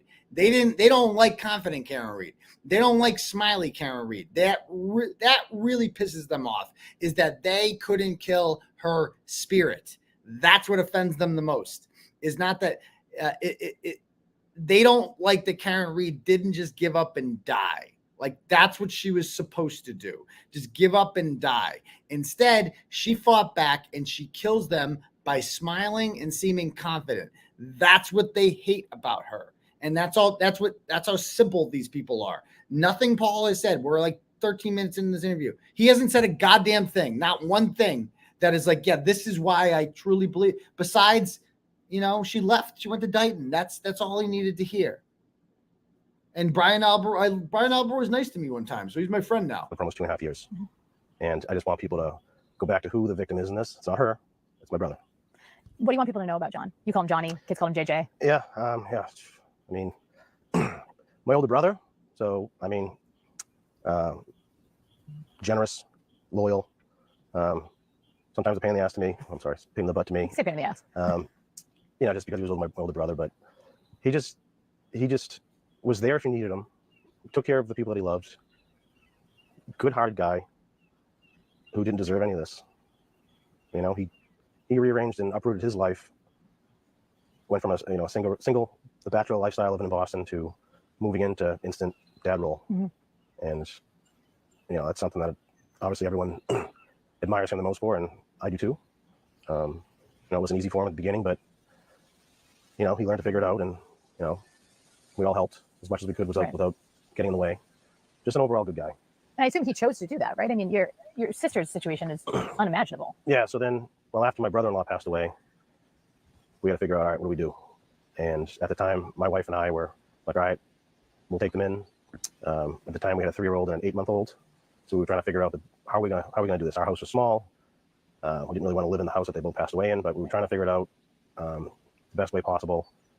And then Johnny just stepped up one day and just said, I got it. Wow. And then pretty much moved in the next day and took it from there for 8 years. So there's a reason that's why so many people described that's what they admired about him. Yeah, I mean, a selfless act, changing your life, to take care of his family and people he loved. Mm-hmm. Yeah, and that's him in a nutshell. I know I asked you how your mom's doing already or how your parents are doing, but I just can't imagine for her losing 2 kids. No. Is she like a different person now? She's a strong woman. I'll give her that. It's unimaginable, just to lose them in the ways that she did. My sister suffering for 5.5 months with brain cancer. Yeah.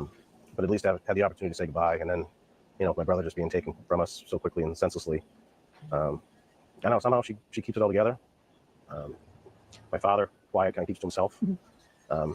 I mean, overall, what they've gone through is unfair. Yeah. It's unimaginable. But they're strong and they keep moving forward. And it's the same thing. They do what they have to do to take care of the family. I have to ask you, we got ushered out of the courtroom pretty quickly on Monday. You had a little exchange with Karen. Do you mind? What happened there? So throughout the trial, she likes to look at me and smirk. She's never once made eye contact with my wife, Erin. So when the mistrial was announced, she turned and looked right at Erin and gave her a smirk, and then went over and hugging and celebrating to some extent. And I just said, you're not done yet. So anybody have a clip of that? I should have had a clip of that ready to go. Can someone send me a clip of that, please? I'd love to get a clip of that. Let me see what else I got here.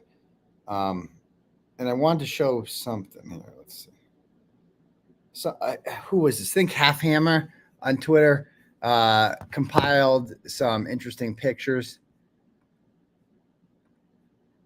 here of Paul O'Keefe staring at her in court, like a collage of it. Like this dude's talking about, yeah, Karen Reed's really staring at me. Like, let's see. Like all this dude did during the trial was stare at Karen Reed and like grill her up and down. Like, let's keep it buck here. Like, okay.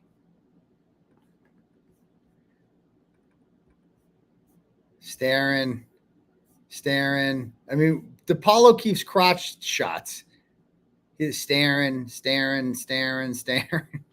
He chose this. Like, he grilled her up and down the entire trial, right?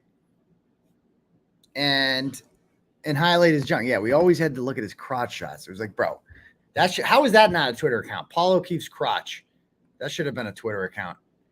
But I digress. Okay.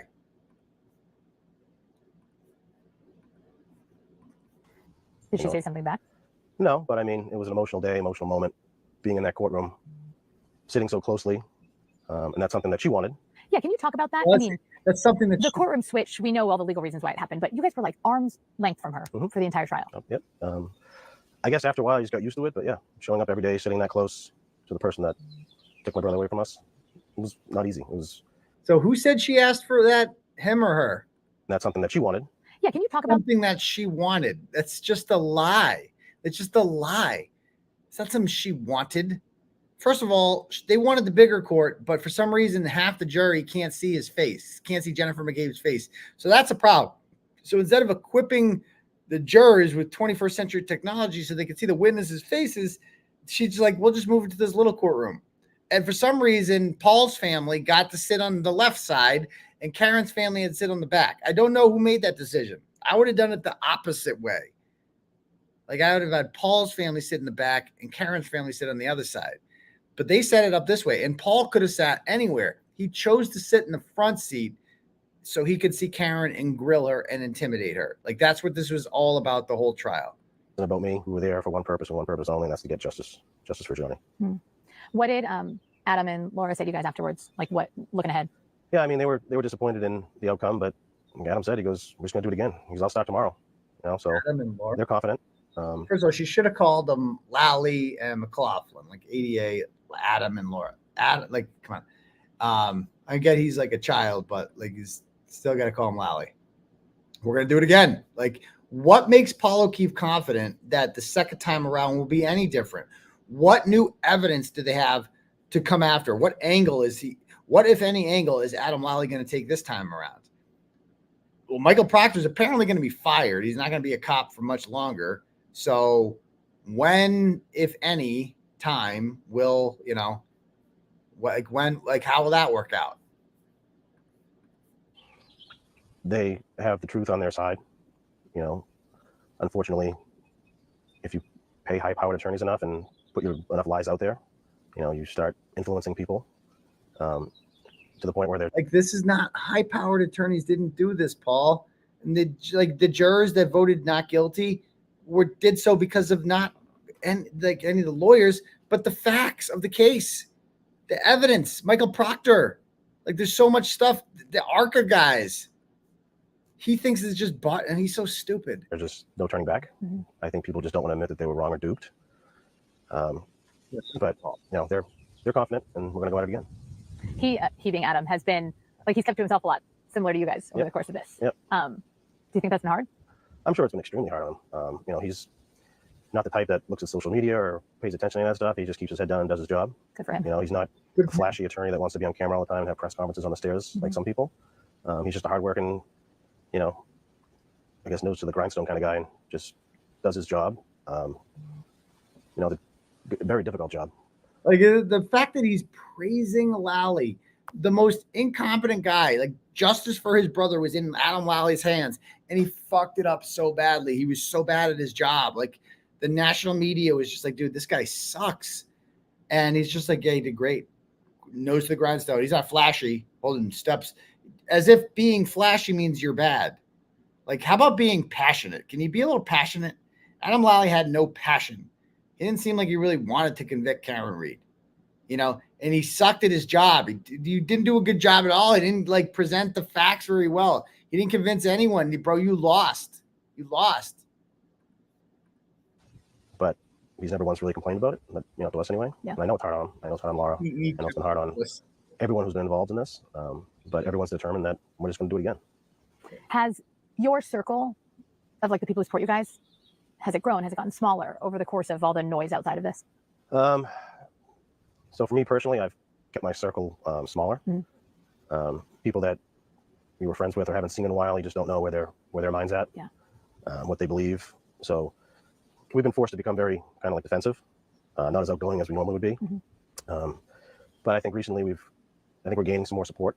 I think people have been afraid, to show up to court and I guess counter protest to the people that are outside. I think people have been in fear, but I think that's starting to turn. I think people want justice.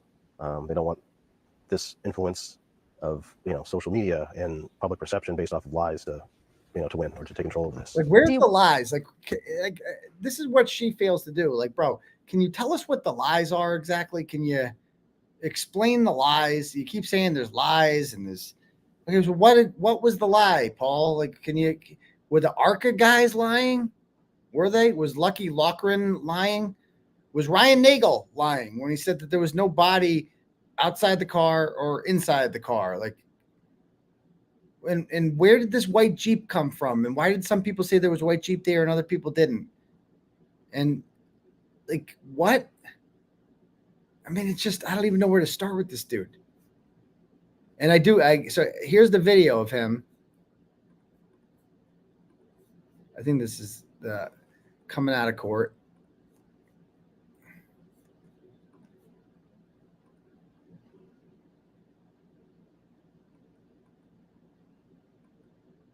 And then, like, there, Paul says there, yeah, we're not done with you yet. Something like that. And she yells right back at him. Look at that face. Like, bro, and that's what they don't like about her, is they expect her to be scared. They expect her to be intimidated. She's like, bring it, motherfucker. Like, Karen Reed's a fighter. They don't like that. They like pathetic bitches. That's what they like. They like bitches who give up, who don't fight back. They don't like fighters. They don't like confident people. That's what really offends them about Karen Reed, is that she's a fighter. I don't like that, All right, let's play some more. Want people to show up with. We'll take all the support we can get. Yeah, no, we're not going to turn anybody away. I mean, every time we go to court, we're kind of portrayed as the bad guys. Yeah. No, not and you. at the end of the day, it's, we lost a loved one. Not you. But somehow we're still, vilified for. You're not the bad just guy. not believing in a crazy conspiracy. You're not the bad guy, Paul. You're a useful idiot. Like, that's all you are. You're not the bad guy. We're not saying you were in on shit. You're a useful moron. You're protecting the bad guys through your own ignorance. Yeah. On that note, was it hard for you at all? I mean, there were certainly some moments in the case where there were weak spots exposed, right? Like, I think about the solo cups and Trooper Proctor, who now is facing job consequences as a result of this. What was it like for you to listen to those moments that weren't necessarily benefiting the state's case? Well, as far as at the very early stages, I mean, a crime scene during a blizzard can't be an easy thing to navigate. And yet, they found evidence, they found a sneaker, they found pieces of taillight. Okay. The crime scene during a blizzard is not easy to navigate. He's making up excuses for them. Dude, they can put up a fucking yellow caution tape. They can figure it out. It's a murder scene, dude. Secure it. Oh, they could. And how does that explain the red Solo cups? Like, how does that explain? Like, that's it? That's the official policy, is in Stop and Shop bags? That's the best they could do? That's the best they could do on a whim? Seriously, Paul? And what does he say here next about this part? Can't be an easy thing to navigate. And yet, they found evidence, they found a sneaker, they found pieces of taillight. They found evidence, they found a sneaker and a pieces of taillight. Paul, did you watch the trial? The 5 Canton police officers who testified all testified that they didn't find any taillight, that they didn't find a sneaker. Please, Paul, can you explain that? Did you miss that? That's the whole fucking point, Paul, is that they didn't find any taillight. It's on video. There's a video of them using their leaf blower. Gallagher's out there with his leaf blower. He discovers the cocktail glass. He finds that. The transparent cocktail glass. He doesn't find the taillight, Paul. That's the whole point. It wasn't there. The shoe wasn't there, yet it appeared 12 hours later. Don't you get it, Paul? That's because someone planted it, Paul. How the fuck do you think it got there if it wasn't there? Are the Canton police blind? Did they miss that? How did they miss all of that, Paul? Oh my goodness. Like, I can't. Did he miss all that? Obviously you're not going to see everything under a couple feet of snow. Yeah. So I think they improvised the best they could. Wait, they're not going to see everything under a couple feet of snow. There wasn't a couple feet of snow when the Canton police got there, Paul. They improvised the best they could. Every investigation is going to be kind of scrutinized to some degree. Yeah. But they did what they had to do with what they had. And I mean, this is this is what I mean, bro. Paul, your brother is looking down from heaven like, bro, what the fuck, dude? They didn't do shit. I am a cop. I know how this shit works. This is not how a murder investigation works. The turtle on my parents' front lawn got significantly more justice than your brother. A much more thorough investigation than your brother did. Okay? Ever. Oh, and by the way, this, of course, the trolls. I think the New York Post questioned me about this. Did you see that the trolls are saying that you planted the turtle? Let's be very clear about this, okay? When I spoke with detectives about this, the first thing they said is like, "You're not a suspect. Like, we've completely ruled you out. We know you weren't there." Because I was not there. I was not in Worcester County the night before or that morning. I was in Dedham the next morning. And I was in Boston the night before. And I got witnesses, and I got cell phone data, and I got everything that shows I was not anywhere near there. So these people, this is the best they have, is making shit up, by the way. Making shit up. Style like whatever. I don't know who did the turtle. I don't know who did the turtle. All I know is some people have made threats to come to my house, and that's not cool. And anyone who's made a threat to come to my house or my parents' house or whatever, they need to be questioned. Maybe they have an alibi. I don't fucking know. But if you've made threats to come to my parents' house, and then you got to be a suspect, period. And with the weather conditions being what they were, they just, like I said, had to improvise and do the best they could. As far as, Michael Proctor's comments, I mean, he even said, too, they were unprofessional, which we agree with. But, this guy, his life's been ruined, Oh, my God. This dude who really got up here and said this, the detective who made sure that your brother will never get justice because he fucked up the investigation so badly and he was so unprofessional. Because of him, Paul. Because of him. He did that. He's the reason your brother got justice. And you're like, poor Michael Proctor. Poor Michael Proctor. This dude really said that.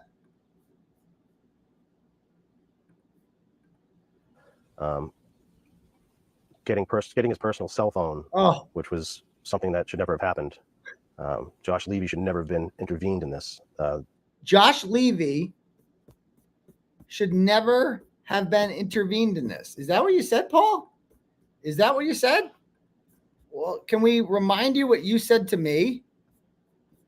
What did you say to me, Paul? Back on. So he said Josh Levy never should have intervened in this, he says. Here's what he told me. I am happy the FBI is involved. Josh Levy never should have intervened. I am happy the FBI is involved. That's not what you told me in May, Paul. You said you were happy that the FBI was involved. So what up with that, my dude? What up with that? That he never should have been... Paul, I mean, are you this stupid, Paul? Do you think Josh Levy is some moron? Do you think this dude, the FBI, is going to waste time and resources if nothing's there? If something doesn't smell wrong about this? Do you think they're going to convene a federal grand jury, Paul? They never. Poor Michael Proctor. They took his cell phone. I mean, I don't know what else to say. This level, I mean, Michael Proctor's Lizzie Proctor's like, high five, Mike. We fucking lucked out with this idiot, didn't we? Oh, thank God. Thank God. This conspiracy might not have worked were it not for this useful idiot. That's all I'm going to say. An FBI investigation was launched due to cherry-picked evidence or pieces of discovery that was only provided by the defense. This is cherry-picked evidence that was only provided by the defense. I don't know. Google searches for how long to die in cola 227. That seems relevant. And again, if your side had anything to offer, they could. Michael Morrissey sent a letter asking them to stop the investigation. This is pretty unprecedented. To not even speak to the Norfolk District Attorney's Office, not speak to the Mass Police to see what they have for discovery and evidence. We know what they have for discovery and evidence. They were the ones under investigation, dummy. They were the ones under investigation. Just to intervene himself in that way, and which casted, a shadow of doubt on the investigation. God forbid anyone cast a shadow of the doubt on this flawless investigation. God forbid. God forbid somebody, a higher authority, come in and make sure that your brother got a proper investigation. God forbid, Paul. I think he has a lot of questions that need to be answered. Yeah. Do you get updates on that? I do not. I do plan on trying to sit down with him at some point. Yeah. Whether I go knock on the door, I sent him an email, but I'm sure I won't get a response. But if I have to go knock on the door and ask for a sit down, that's what I'll do. Is there? Well, first of all, that's interesting. I would encourage Josh Levy to get back to Paul O'Keefe. I would encourage, but I don't think he's going to, because that's not how the feds operate. They don't just sit down with Paul O'Keefe wants answers. Mr. Josh Levy, get back to me, bro. But I hope he does. I hope he does. I hope he does. And I know my man Sean in the Gulf is very confident that indictments are going to come down. I hope so. I'm not as confident as him, but I hope so. I hope so. Then Paul will feel really stupid. I mean, Paul will still blame them. Like, well, then the FBI is corrupt and everybody's corrupt. Oh, okay. Anything I haven't asked you about that you want to make sure people know? In all this, I just want people to remember the actual victim. I think I mentioned it before that it's not the Karen Reed show. Yeah. This is about a good man whose life was taken way too soon and for selfish reasons, and has created a void in our life that was already an enormous void, but just made it even that much bigger. And I just want people to remember him and want him to get the justice he deserves and that we deserve. All right. Karen Reed going to prison, right? He really wants her in prison. It ain't gonna happen, bro. She ain't going to jail. Anyway, he did a follow-up interview with WCVB because he just can't stop talking. And let's see what he's got to say here. A group of people that are just, they're just never going to be convinced, and that's fine. And those are the people that are out there wearing their pink shirts and tailgating and having a good old time. We weren't having a murder trial going on inside the courthouse. The brother of John O'Keefe speaking out tonight about Karen Reed and her murder trial, which ended this week with a hung jury. Paul O'Keefe says his family is now done with keeping silent about the case. Yeah, he spoke one-on-one with Newsletter 5's David Bienick, who joins us live outside the courthouse once again in Dedham. David, good evening. Into words. In 2013, Paul and John O'Keefe lost their sister Kristen to a brain tumor, and a few months later, Kristen's husband to a heart attack. And when John moved into their home in... He proved all that. O'Keefe says he met Karen Reed in 2020, a few months after she and his brother rekindled an old relationship. He says the family became close with Reed. There he is. There he is. There he is. He wasn't convinced she was the one for his brother. I mean, I don't know how to describe them, but I just didn't see it as a long-term relationship working out. In January of 2022. I mean, I actually agree with him there. I don't see John and Karen working. I think if John survived, they would have broken up. I don't, it wasn't meant to be. I mean, it just, I don't think they were getting married or anything like that or settling down. It didn't seem like, it wasn't going to, but that's okay. That don't mean he murdered someone. So I don't even disagree with that. But anyway. When his brother was found lying in a snowbank outside a home in Canton, Paul O'Keefe says at first he didn't know what to believe, but he says when he saw his brother's injuries, he immediately thought he'd been hit by a car. When he saw his brother's injuries, he immediately thought he'd been hit by a car. First of all, that's not true because he told David Yannetti that, or no, I believe it's Karen Reed, that he told, and he said that he looks like he went 10 rounds of Mike Tyson. That was his exact quote. But imagine looking at those autopsy photos and be like, case closed, hit by a car. Like, what? What? A few hours later, when Reed abruptly left, he became suspicious. And it just kind of hit me. And I said, wow, yeah, she did do this. Over the next 2.5 years, O'Keefe. Detective Columbo O'Keefe. Look at him. Look at it up. Just kind of clicked to him, man. He looked at those things, and that was it. He watched as Reed and her defense attorneys started talking about an alternative theory that someone else had killed his brother, and police were framing her to cover it up. It's stories, lies. innocent people's lives being ruined. Yeah, poor innocent. I understand a aggressive defense strategy, but this is above and beyond anything ethical. At the start of each of the 29 days of unethical about it, Paul? Like, what is unethical about pointing out facts that exonerate your client? Like, there's nothing unethical about that at all. But go ahead. testimony, Paul O'Keefe led his family into the courtroom. He says he purposely took the same seat just a few feet away from Karen Reed and directly in front of the courtroom camera. Nobody really wanted that first seat. I'll take the camera on me. But also, I wanted Karen to know that I'm here and I'm not going anywhere. And I'm going to be here every day. Paul O'Keefe had no. So he wanted to stare at Karen Reed. He wanted to stare at her. Okay. Gotcha. Intimidate. Karen Reed since 2020, when she rekindled an old relationship with his brother John, a Boston police officer. In 2022, Reed was charged with killing Don O'Keefe by backing into him with her SUV. And during the trial, Paul O'Keefe says he watched Reed and saw things that the camera missed. A lot of laughing, joking, smiling. Didn't look like someone who was on trial for second-degree murder of a person she supposedly loved. We missed that. We missed the laughing, joking, smiling. We all saw her facial expressions. They were highly scrutinized throughout the trial. We all saw them, Paul. She smiled sometimes when she was happy, right? I don't know. Did she laugh? I don't know. Maybe she laughed. I don't give a shit. If she's laughing at the patheticness of this case against her, who can blame her? Who can blame her? And bro, you were staring at her the whole time, like the whole time, just grilling her. But yeah, free the closet baby. I'm saying. Yeah. Free the closet baby. That's what we really need to do. Free the closet baby. O'Keefe says he never believed Reed's defense story that someone else killed his brother and that police were framing her to cover it up. He says he was disappointed to see crowds of Reed supporters outside the courthouse each day. Good. During closing arguments, he invited some of the people the defense had tried to... Oh, there they are. There's Jennifer McCabe. Some of the people. Like, why doesn't David Bienick, whatever, say who they are? And this cow, Beth Resendez, this fucking moo cow. Oh, my God. And then we have here Jen McCabe, Colin Albert, Brian Albert. They got a freaking like military escort in. Arguments. He invited some of the people the defense had tried to implicate in his brother's death to sit with his family. It was just our way of saying, we don't believe in any of this stuff. Did I not call that? Is that not exactly what I said? What is like not to intimidate the jury?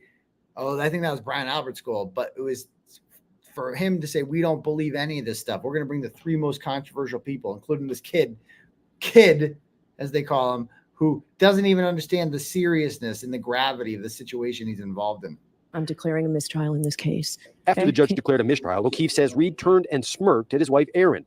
Then, as Reed turned and hugged her father, O'Keefe passed by her and says he told her this. I just walked by her and I said, you're not done yet. That's all. You're not done yet. Paul O'Keefe says his family is now waiting for Karen Reed's second trial, perhaps within the next 5 to 6 months, he believes, as well as the results of a federal investigation that's been going on for more than a year. All right, so that's that. That's Paul O'Keefe. So anyway, I just wanted to play that. I'm Paul O'Keefe. It is what it is. I don't even whatever. I don't Paul O'Keefe didn't kill anyone, but he's just a moron. And I think Karen Reed has every right to hate him. After what they've put her through, she didn't do anything. And what the fuck do you want her to do, bro? What do you want her to do? So just lay down and die, apparently. So let me read some turtle chats here. First up, first one's from Regina. Says, it was my family member and the state never did a full search of the Alberts house. I would be very upset. My prayers are with you and your family for your loss. So thank you, Regina. Kelly sends $10 and goes, the investigators in this case should contact Canada because we deal with the crime scenes in the snow all the time. Good point.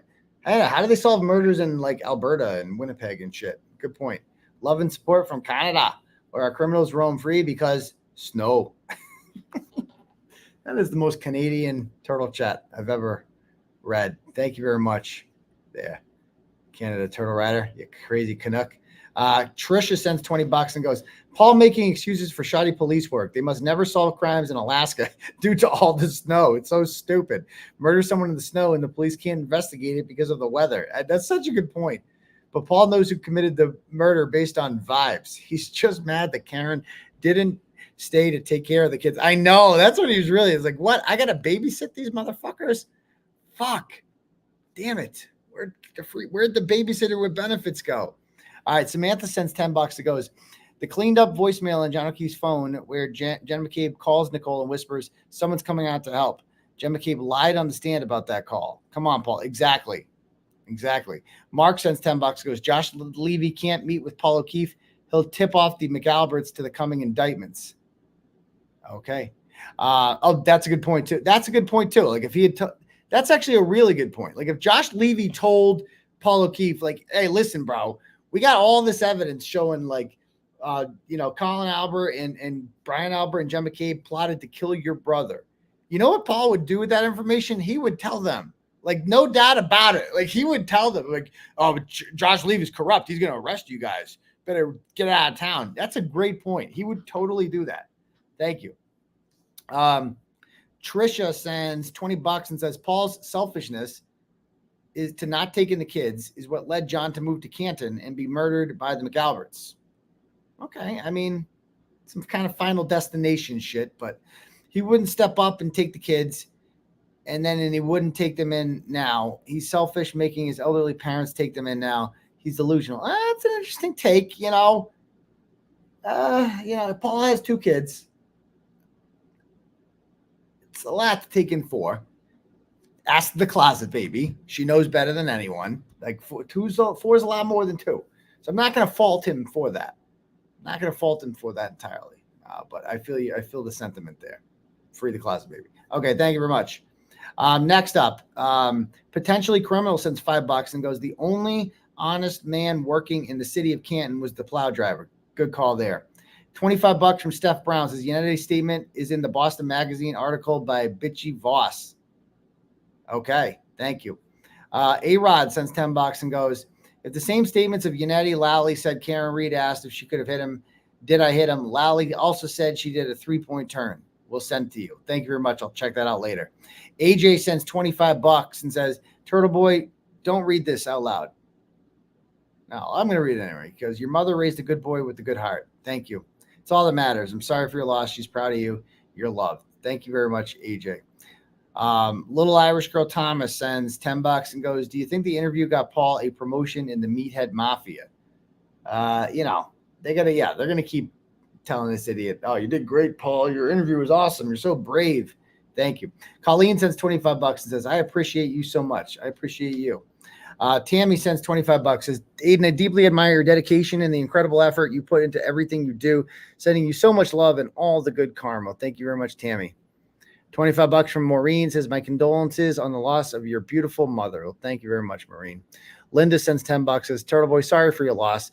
Know your mom will be with you always. Any truth on the rumors the jurors were split 6-6? Now, those are just rumors, man. You can't pay. I'm gonna talk to a juror eventually. I'm gonna get one. Kathy sends $7, says, hi, this is Kathy from Reno, Nevada. I want to know if Proctor would still be employed if she was found guilty. That's a good question. Don't have the answer to that, but maybe. Okay. All right, cool. Let me see if we have any cash apps here to bang out. We have from Lisa sends $20 and says they lied, saying ring video of her hitting him. Yeah, that's another lie that kind of affected public opinion early on. It's a good point. Thank you very much, Lisa. Joan sends a hundo. Thank you, Joan, and says for the defense fund. That's going to be put to good use. You could use that, Joan. Thank you. Megan sends $15 and says, shout outs from Whitensville. Keep fighting. Thank you very, very much, Megan. Next one. William sends $10 and says, sorry about your mom. Stay strong. We have your back. Thank you very much, Shirley. Mama sends, no, I already read that one. Okay, cool. All right, guys. So I'm going to end it a little early tonight. I don't know if you have any last minute questions. My next court date is, again, go rewind the tape, the 11th. I have one court date at 9 a.m. and then one at 2 p.m. on Thursday, the 11th. So there's that.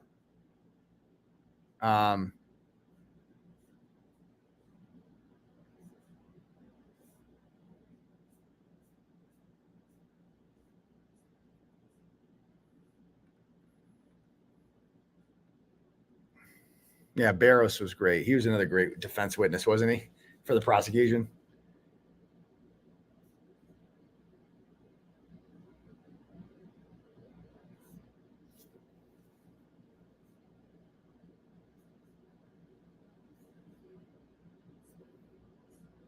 All right. Anyway, yeah, my court date will probably be filmed. There's always, especially with this Karen Reed stuff dying down, the media is thirsting for more Karen Reed shit, more McAlbert shit, you know, and they're gonna get that. They're gonna get that.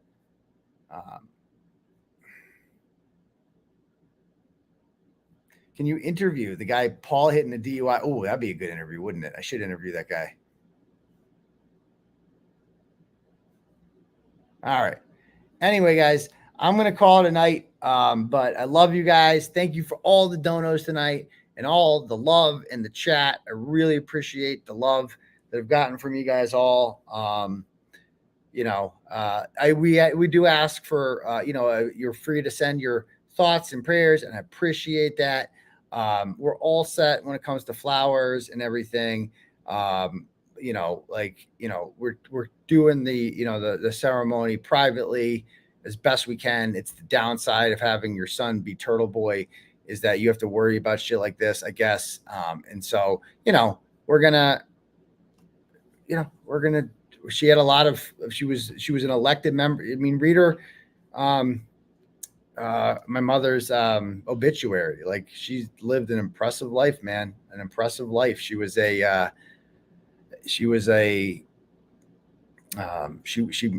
the first female class at the University of Notre Dame. She attended law school there, where she met my father, and they moved to New Haven, Connecticut, because my dad was getting his PhD from Yale, and she was practicing immigration law there. And I was born in New Haven, and you know, my mom gave up her career as an attorney to be a full-time mother and raise 7 children. And I'm the oldest of 7. And we moved to Worcester eventually when I was like 5 years old. And that's where I was born and raised my whole life. And she was an outsider, but she made friends quickly. And she eventually, when I was, how old was I? I think I was like 12, I want to say 11 or 12. She got elected to the Worcester School Committee, which is not an easy thing to do. It's a pretty big city. And especially as an outsider like her, she had no connections or anything. And she just ran, man. And she got 4th place, top 6 get in. So she got on, and she remained there for 18 years. And she was the graduation speaker for my 6th grade graduation, my 8th grade graduation, and my high school graduation. And, you know, she was a graduation speaker for all 6 of my 7 brothers at their high school graduation. So it was an impressive life. And you know, we're going to miss her a lot. So thank you guys for all the kind words that you had to say about her, and appreciate that. So anyway, guys, we'll talk to you guys soon, and y'all have a good night. Peace.